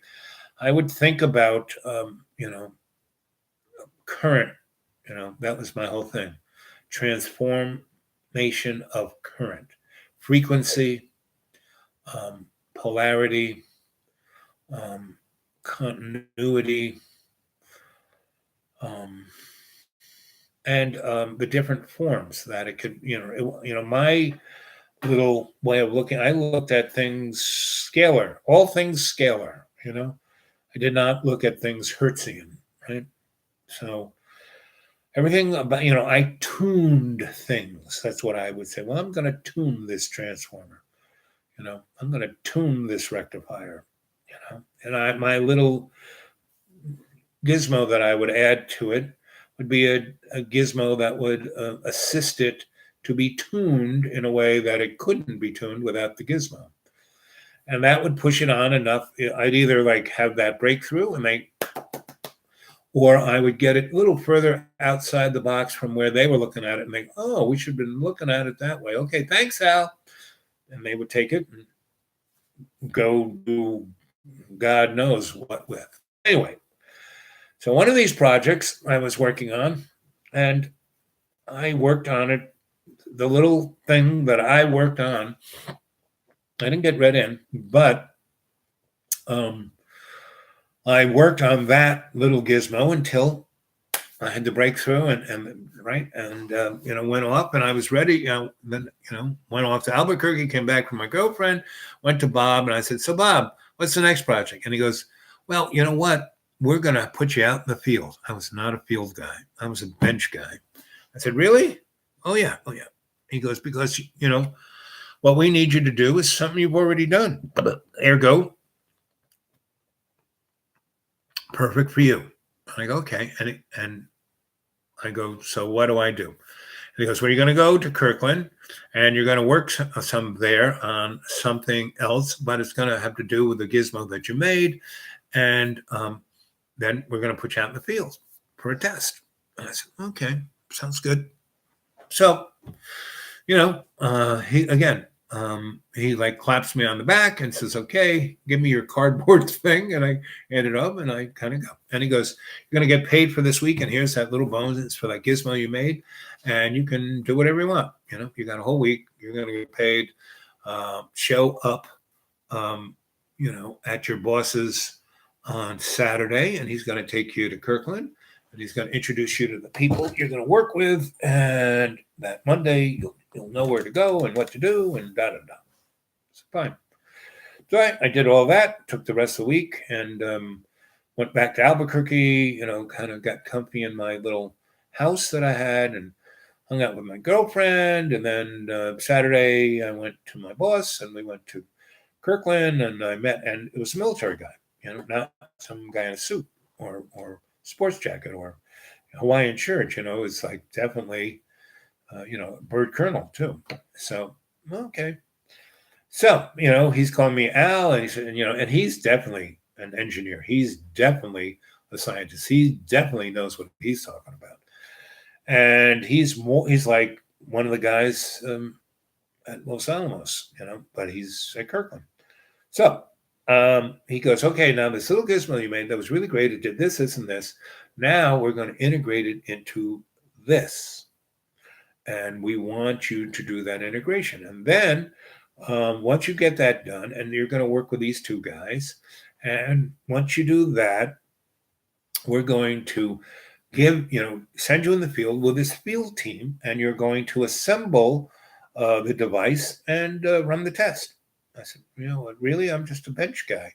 He goes, No. We need because what we needed to do was run power lines, and there's going to be a transmission equipment there, and then it would go straight through buses into this cabinet where the gizmo and the integration and all the rest, and then more buses, and it's going to go into this box, which is what that's the real thing, the box.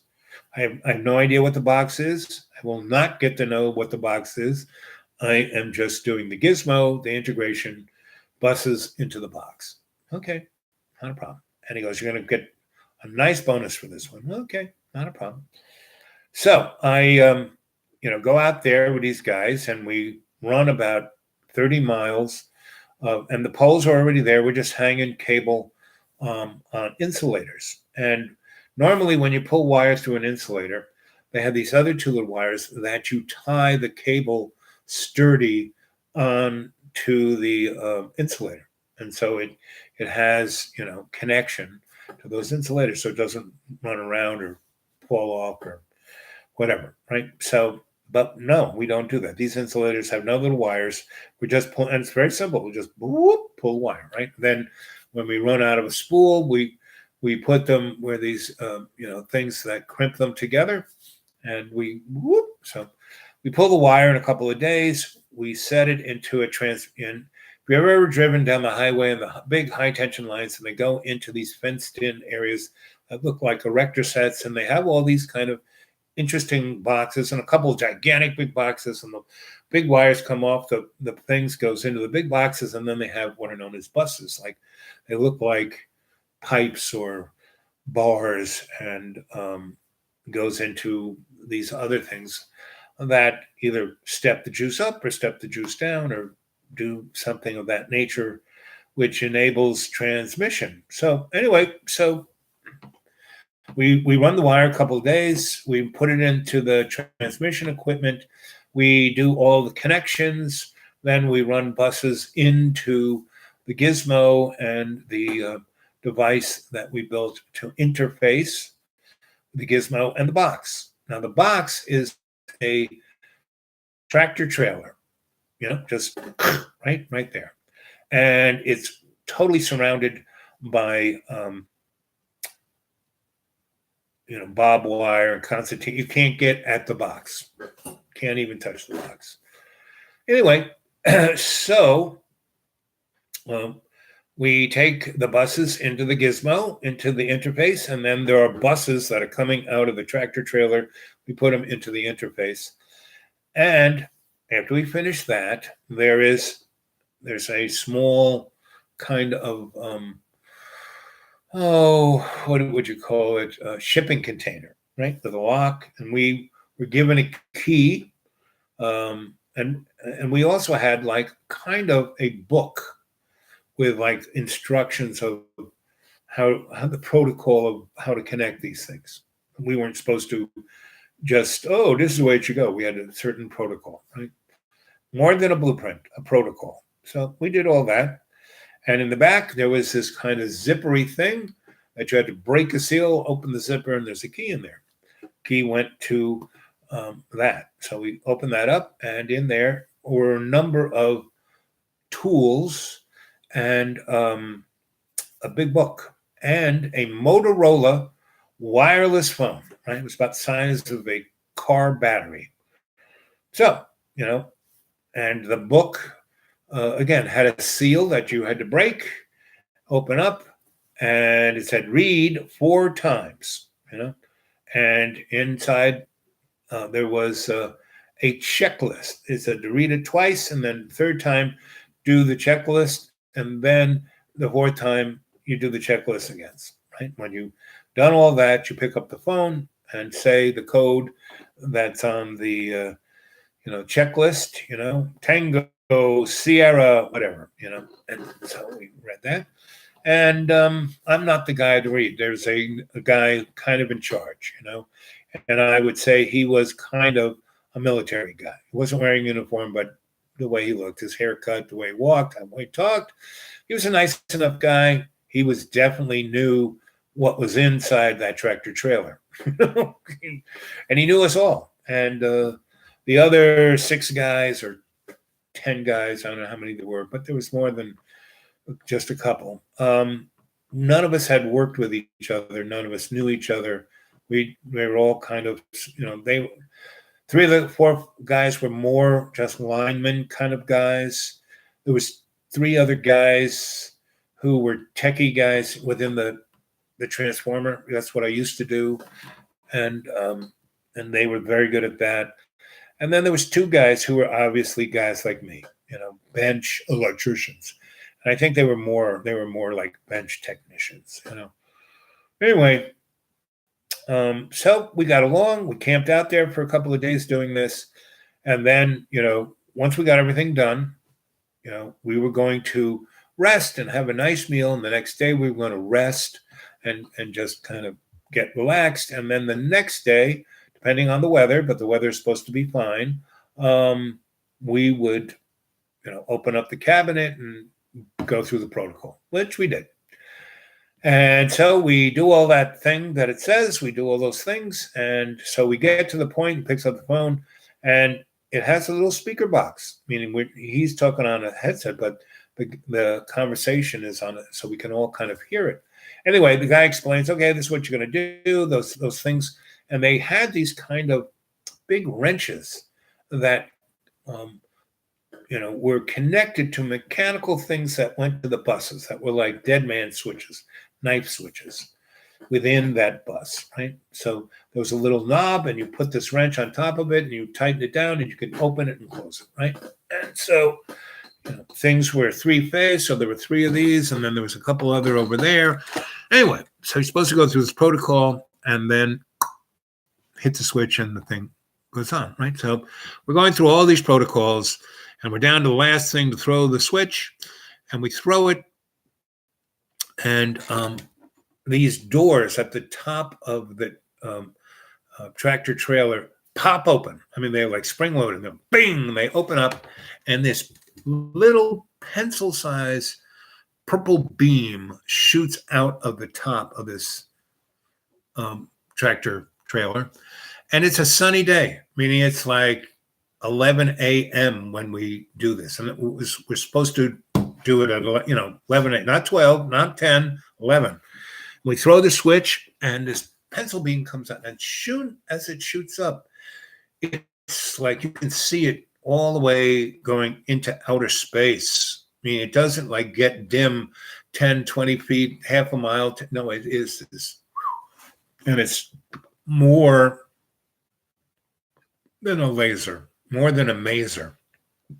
more than a photonic beam. And as soon as it's like things pop open and then this like crack, this beam. And as soon as that crack, 4 or 5 of those guys just double over and stop, vomiting everything they ever had eaten in their life. Whatever was left over in their colon was they were like shitting out their mouth. And the rest of us felt that way. And for some reason, I really wasn't eating a lot those days. I was eating a little fruit, drinking water, having a little bit of dinner, but I wasn't really chowing down like a lot of these guys were because food wasn't bad. And, but everything turned purple. Like I looked at the guys, we were all Smurfs. And a lot of us I had long hair at the time. A lot of the guys had long hair, and our hair was standing straight up and was going to the frequency of the whatever that was. And depending on where they were in juxtaposition to this thing, some of these guys, my hair was just standing straight out because I had really fine hair. I still do. And some of these guys, their hair was twirling around. It was like, I'm just like looking at all this stuff. And the guy on the phone, the military, is screaming. His head is not purple. It looks like it's red, about to explode. He is screaming at the top of his lungs, shut it down, shut it down. And I'm hearing over the speaker, no, you need to shut it down. And they were like, and I could barely, because there was this hiss. I mean, not like a machine sound it was a hiss, and it was inside my head. I wasn't hearing it with this, it was in here, and I could barely hear anything over that hiss. And the guy is screaming like, shut it down. And they're saying, no, you shut it down. Anyway, part of the protocol, we had vehicles. One of the reasons why we didn't tie those cables down was that the protocol, it said, if there's a problem with turning this thing off, pull the wires out of the insulators. Go back a mile or two to the first knife switch and pull the cables out. So me and this other smart guy, and we seemed to be the two people who weren't vomiting or going insane or really, I was not feeling good. Everything hurt in my body. Everything was purple. My sinuses, I looked down and it looked like it was blood, but I kind of went like this, and at least my taste buds still kind of worked. It wasn't quite blood. Anyway, so he and I get into one of the trucks, not even a click, but part of the protocol said we had a bunch of these trucks, and we had big trucks, medium trucks, and these little pickup trucks. We had about 6, and we left those 6 pickup trucks. One was there, and then another was a half mile, and another was another half mile. Every half mile we left a pickup truck, and we ran and ran and ran. And the further we got away from that site, the better we felt. The faster we ran too. Got to the next truck, didn't start. Got to the next truck, it clicked, didn't start. Got to the 5th truck, it started, and we drove about 2 miles to where the big knife switch and that substation was, and we pulled the knife switch, and nothing. It didn't stop.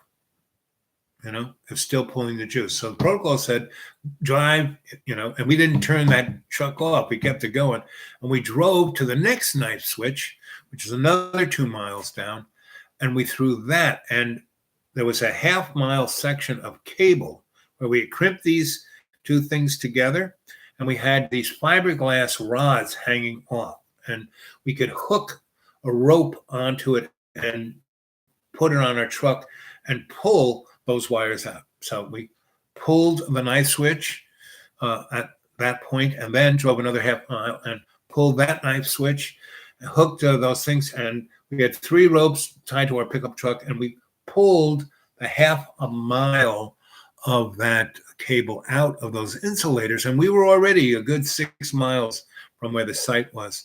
And when we pulled those cables out, there was still, as long, before the cable fell down, there was like the current was still flowing, because see, electricity doesn't run through wires. Those wires are just waveguides. And once we energized this device, the current was being pulled through a time vortex. So it didn't even need the wires to be waveguide. But once we pulled a half a mile of these cables out and they fell to the ground, it kind of broke whatever continuity there was. And that purple light went boom. And it went, ooh, and that the hiss was still in our heads. Not as bad as when we were 6 miles closer to it. And we went back there. And by the time we got there, helicopters were landing and guys in spacesuits with instruments on long poles were doing this to everyone. And we got all rounded up, put into a school bus and driven back to the air base and put into a hospital. And we were in this big, hospital. It looked like a gymnasium, but it was in the hospital. It's a big room, lots of windows up here. Lots of sunlight came in, but no one could see us and we couldn't see anybody. There was only one door in and out, right? And there were guards there all the time. And we had very nice beds, and we had the nice little privacy things you could roll around, and they fed us very well. A big table. They had a little place over there that had TV and lounge chairs, and we had to stay there for a few days, right? And took our blood. They did all kinds of tests. Anyway, so they said, "Okay, you guys, you did a great job. We want to reward you." So this guy rolled in with this wagon, and he had these plastic bags, and inside and on the plastic bag, our names were, and it's Smith, and he go, and we get the plastic bag, and every one of us, the 10 or 12 of us. Well, it's two guys who they took away and we never saw them. They weren't in such great shape. The guys who were vomiting, their insides out, that they were shitting out of their mouth. Those guys, I don't know what happened to those guys, but we didn't see them. Anyway, so we each got a bag and and it was a polyester leisure suit, pants, shirt and a jacket, right? And shoes. Gaucho shoes, right? And the pants were kind of bell bomby, and everyone was a different color: brown, green, orange, pink, And I had a greenish kind of suit, right? And we got all our, things, and our hair was cut off. We all had, and not shaved, but almost shaved, and not quite, almost like this. I mean, it was really close, not a military look, not shaved, but close. Anyway, and so they shut, that was one of the first, and they scrub us clean, and scrubbed that, the first 10 hours was mostly scrubbing us, right? And collecting everything they scrubbed off of us. Anyway, so by the third day they came, gave us the stuff, and we went out together, and we got in a school bus, and they drove us out to the flight line, and there was a DC-9 there without no Air Force marking, no marking at all, no numbers, just a DC-9. And we went up the ramp, and as we went up, we had to hand our bag to them with our name on it, and they handed us an envelope. So went up there, and we get on, and the stewardesses are there, and want a cocktail, you want something to eat, what do you want? And in the envelope there was this map of Las Vegas, right? And in it was this: you're going to be staying at the Mirage or the Sands or wherever, and go to the thing and give them this, and they'll give you the key to your room. And there was $2,500 in Benjamins, right? And there was this booklet of all kinds of tickets to go see Elvis, and gambling, X amount of money, not your cash, but you had things to get chips at the gambling place. Anyway, So we flew there, you know, and I'm not really, everyone's, you know, half these guys are getting pretty schnockered, not me. I'm just kind of going, And I put the envelope in my little pocket, and I'm, you know, got this polyester green suit on and a kind of, and it had frilly, I was like, you know, and I'm going, I don't know about this. So we land, right? And everyone gets off the airplane, you know, and we land at a place where, you know, it's not like, it's like we go into the terminal, right? And we get off and the plane kind of leaves immediately, right? There's only like 10 or 12 of us. We get off, the thing goes, right? Doesn't stick around, it goes. None of the crew or anybody, just us. We get out, we're all in polyester suits. So we kind of, you know, split out. And I'm walking and I'm going, you know, this is where I need a drink. So I kind of look around and I see this bar. And I go, I'm going to go there. And as I walk to the bar, I see a store, and it's a Western store. So I take off my coat, you know, and I just kind of put it over my arm. And I go there and I got a pair of jeans, a Western shirt, cowboy boots, and a cowboy hat, right? And I haven't put it in a bag. And right, you know, between the cowboy store and the bar is this you know, men's room. So I go in there. There's nobody in there. I go into, you know, a big stall, and I take off my polyester everything and my gaucho boots, and I put on the jeans, and it's got, you know, belt with a buckle with a cowboy on it, and I put the cowboy shirt on. I put the cowboy hat on, and I got black sunglasses, and I take the whole suit and I put it in the bag from the cowboy store, and I put it in the garbage, and I take all the other stuff and I put it in the garbage with the suit, and I keep the Benjamins, right? So I also got a cowboy wallet, and they took all my ID. I didn't have any of my ID. I had no ID when I got on that airplane. And they said, oh, you'll get some when you get there, right? You'll see somebody there. So I said, this is all who don't like it. So I walked out of there, started going to that bar. I went straight to like Eastern. And I said, when's your next flight to, you know, first I looked up at the TV screens and I looked for the next airplane flight to New York City. Eastern had one. And I went over and I said, what's it cost to, you know, you guys seats for flight so-and-so from here to New York nonstop? And they said, oh yeah. Yeah, nobody's on it really. I mean, it's, you know, sure, there's plenty. You want first class? I said, how much first class? Lady says, $80. I hand her a Benjamin. She hands me back 20. She gives me my boarding pass. She goes, it's leaving in about 15 minutes. I just kind of slowly saunter up there. You know, by the time I get to the gate, I mean, there is no, this is 1971. There is no, you know, anything. And I just kind of saunter to the gate. I give that, you know, the gate has been opened. I open, oh, you're first class. Just go right in, sir. Go in first class. There's only about, I don't know, 20 seats, if that. And they have the curtain, you know. I show them my thing. I go in. I sit down. I keep my cowboy hat on. Keep my sunglasses on.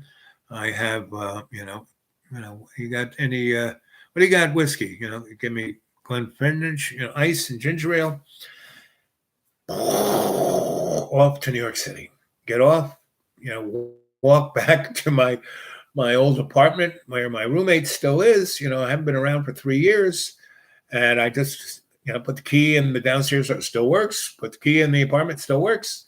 And, you know, I go in, I take, you know, my bedroom is still there. Nobody else's junk is in it. And, you know, I kind of go and take a shower, and I go downstairs, you know, and go out on the street, look around, go over to the Chinese Mr. Feng's and get myself half a chicken with fried rice. And I go to the liquor store and buy myself a bottle of whiskey. And I go back up home, and I sit in a corner, you know, where I can look at all the windows and the doors. And, you know, I turn on the TV and start watching a little TV, see if anything really weird has happened in the news. About an hour or two, my roommate comes in, you know, opens it up, and there I'm sitting there. And he looks at me, wow, where, you know, you're back. And I say, yep. And I say, here's $400. He goes, what's that for? I said, well, you paid the rent for the last 3 years. This is a little something for that. He goes, well, okay, you got me this. This is a rent controlled apartment. You got me this apartment. So, I said, and don't tell anyone I'm back. Just keep it. Let's keep this for a while under the bubble. So came back, took it easy, didn't, make myself too, because I sure didn't look like I looked when I left. My hair was short, I had a goatee beard, I had, up until then, I never had any beard. And anyway, so things came back to normal. I went about 2 weeks after I was back. I kind of went and saw Grandpa Saw. Hey, you got any projects? I need some work. And they put me up to work. I told them stories. And that's my little tale of weirdness. Okay. Oh, 2 hours and 0 minutes. So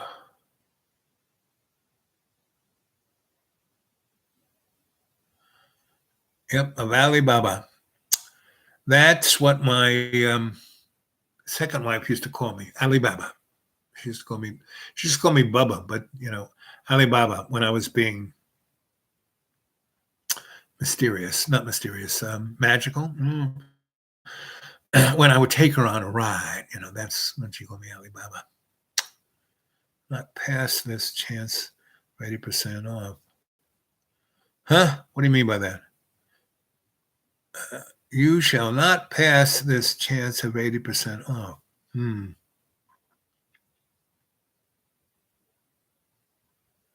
Oh, yes, it was near Desert City. It was Las Vegas where I was. Clem. Wow. Anyway, so that's as close as I saw it. Now, when I was at Brookhaven in Long Island, that place is weird.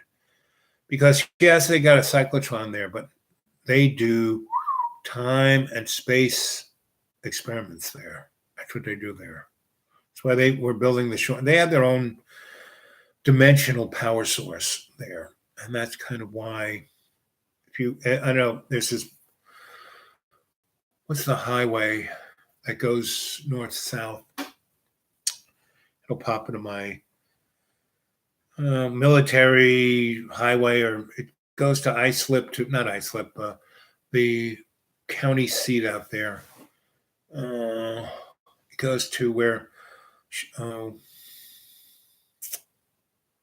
Sayville, not Sayville. What's it? There's another. Between Sayville and Mauritius, there's another thing right on the ocean, and that road goes all the way to the beach. And not Mystic Highway, something highway. It'll pop into my mind. Anyway, where Brookhaven National Laboratories is, that is weirder than weird. And all eastern Long Island, and Brookhaven and the Montauk facility, there's all kinds of tunnels. All of that eastern, from Montauk to Shoreham, is just one. I mean, Tesla made it into one gigantic phased array. I mean, when I was there in the 80s, and you went out in the woods that hadn't been touched, since 1890s, you would find grids of copper wire. I mean, they had turned a good 20, 30, 40 square miles of eastern Long Island into a phased array radar. I mean, they were bouncing stuff out into the cosmos on not only radio waves but scalar waves. I mean, it was a time vortex. They were doing time experiments, from the 1890s on, and they probably still are. And they were pulling very weird things out of the dimensions. So I did, kind of bump into a lot of that shit when I was out there. So that's probably the weirdest shit I ever saw. Any time travel experiments? Of course, I was told some of it might be true. Yep, pretty much is. They've been fucking around with time forever. you know, not just recently, forever.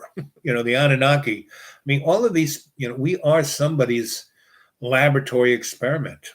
You know, our history has nothing to do with reality. We have been told a friggin' lie. You know, good old Mr., you know, what's his name? Down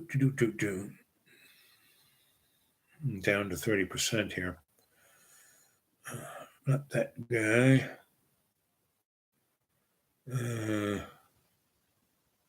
Not that guy.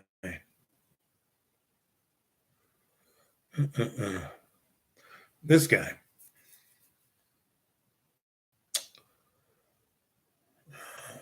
Okay, this one.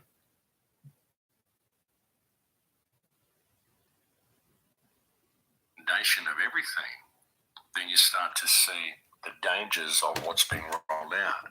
But really, there's a deeper way of looking at this as well. And I may go off on a few tangents at the start of the show here, but just bear with me. I'm leading somewhere with all this. Well, I think I am anyway. But the concept, folks, that it's an energetic universe is an extremely interesting concept. And it's a concept that stands as being a much sounder idea than virtually any other concept that we can look at when one really examines the nature of physicality. It all seems to be based on the fact that we live in an energetic electrical universe. But as I said, what would that even mean? What would it mean to live in an energetic, electrical-based reality? Well, really, when you look at energy, energy is information. People may say, well, no, information is energy. You know, which came first? Was it the chicken or the egg? It's kind of that type of a situation. But really, what we know about reality, what we know about this place we inhabit, even what we know about ourselves, is given to us by external sources. People may say, well, what we know about ourselves comes from our DNA, but what is DNA? DNA may well be a strand of energy, but what does the DNA contain? It contains information. So does the energy contain that information, or does the information contain the energy? But ultimately, that's all we know about ourselves comes from the information that we look at. And the same can be said for external sources about the external world, the matrix that we live in.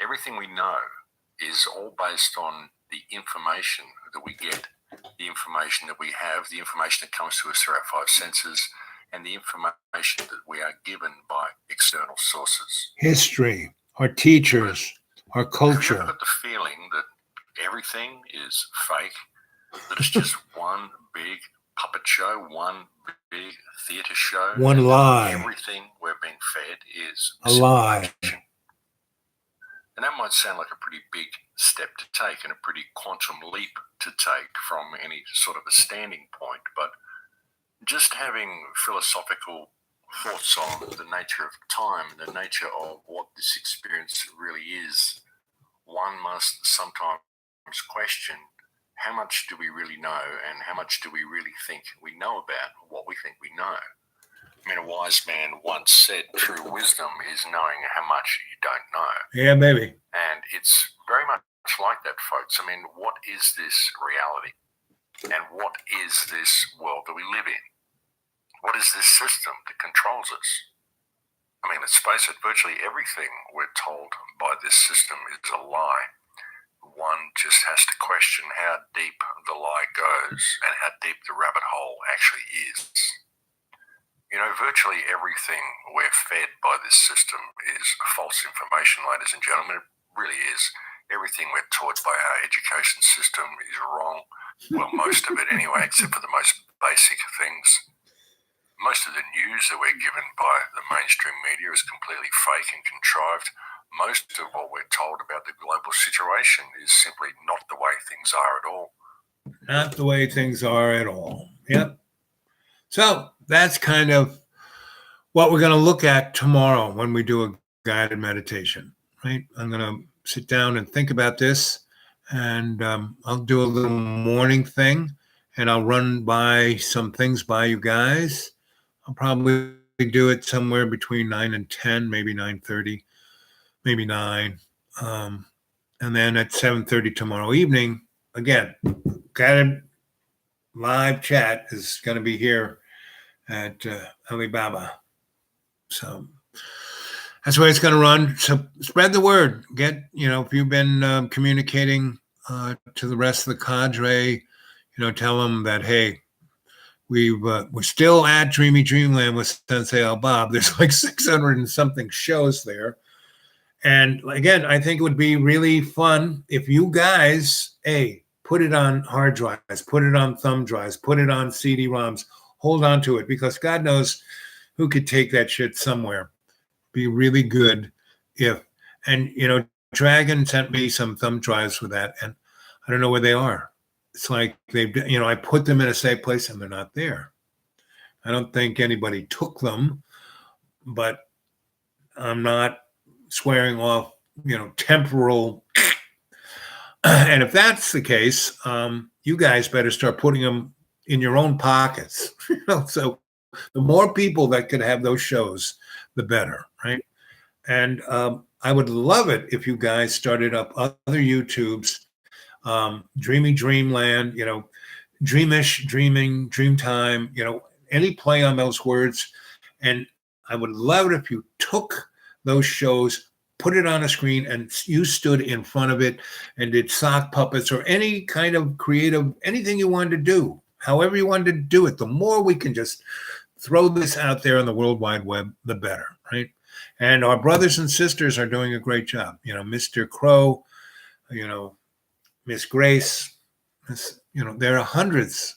And the more, if we all share our playlists with each other, and if you were to take my show and do just what I did, show somebody else's show on top of my show, on top of somebody else's show, just doing a montage or anything creative that you guys can think of, that's what we got to do, and we got to do that from the start, right from now, and Twitchy, I don't know, if anyone's got a hold of Twitchy, you might tell her, everyone, if any of you guys are talking to the other 262 members of the cadre, pass the word to, want to come to a live chat, this is where it is. And yes, I'm going to be trying to be as religious as I can. But as soon as I go out in the deep green, this thing will probably be, relatively limited because I have no access. Here at the school, yes, we got a great Wi-Fi here. In town, there are a lot of Wi-Fis, restaurants and the libraries I can go to. But when I go in the deep green, not so much. So that's why, a couple of nights ago when this first happened, I said, you guys have to kind of pick up the ball. What can you do? And that some, person said, I don't want to use a pejorative, but why should we do anything? Well, because you might want to change the universe, and every little nudge, every little pebble that we are in the pond of our collective consciousness of all our relations, that's what's going to, like I said, we have this wild and crazy next 18 months that, we really have to start walking the walk.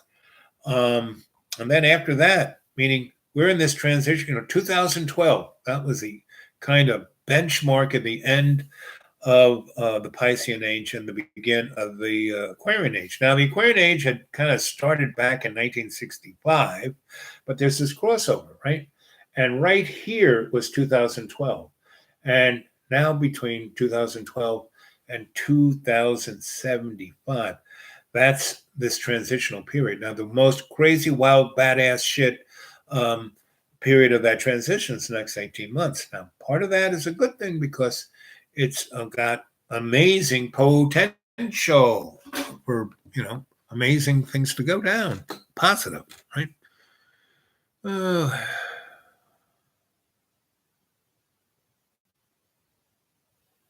Okay. Good. Everyone put my playlist, and other people's, yours. The more we can get this stuff out, not just me, but because we're all in this synchronistic little window of opportunity. Why do you think Emily and, Grace and Crow are doing this, and hundreds of other, thousands of other people doing things just as amazing. Now, those guys put stuff out that isn't pumped with fear porn. All three of those people, why I like them so much is that it's pumped with love. And whether they're doing it on purpose or not, every one of their shows is holistically, holographically being coming from the Akashic record via photonic light of shamanic tuned. Now, people do this because that's who they are. They're not like, oh, I'm a shaman, or they just naturally, organically do this, And so whether they're doing it on purpose or whether they're organically doing it, it doesn't matter because they're amazing, Now, I'm your sensei, shaman, Griot Al-Bab, and, so the 80% I got going pretty good. The other 15% is you Mr. Moron, and that next 5% is not unconscious, but it is stuck in habitual activity, mostly surrounding driving an automobile. So that's where we are, guys. And I'm really happy that you showed up. We had a great live chat. Om. Om Shanti Om. So we will close with an Om. Here we are, 2:26:26.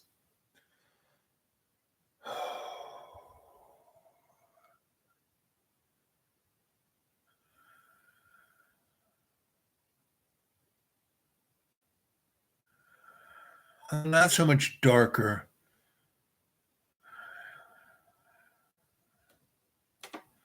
And dark is really love, in the Bible. And in the beginning, all things were dark, and then there was the Word, and the Word was love.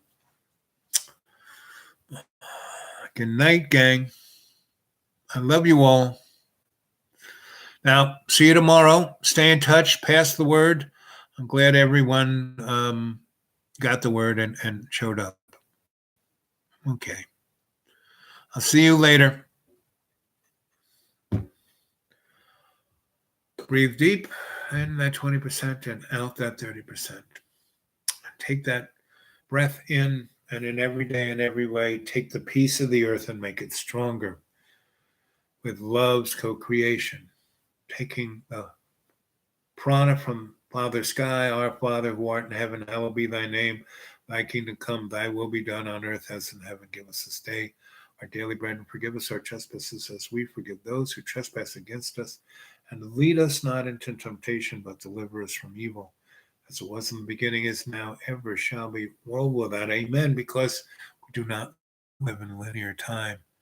The Big Bang is the Alpha and the Omega. It's all at once, And that's why every second of our life is so important, because there is no yesterday and there is no tomorrow. It's just that second that leads to the next second. And when our intent and our integrity and our awareness is connected to that moment of stepping forward, that is how we change everything into love's harmonic. See it clearly. And we ground that prana into our chi, our Mother Earth, our Gaia. Hail Mary, full of grace, the Lord is with thee. Blessed art thou amongst women. Blessed is the fruit of thy womb, Jesus. Holy Mary, Mother of God, pray for us sinners now and the hour of death. Amen. And in every day and every way, we take this love and we make it stronger. Feel it. Before I say goodnight, feel that love in all of us. Feel us all connected. Feel everyone that has been here tonight as all your relations. Feel that everyone who is here tonight as the chorus. Feel that chorus that was part of this live chat connected to the cadre of the depths. See it clearly, bring it stronger. So every day and every way, take that piece of the earth and make it stronger in all ways. Every step you take, you're bringing that peace. Here it is, 2 hours and 30 minutes and 3 seconds. And with that, I love you guys, and I'll see you tomorrow. Same time, same Cadre station.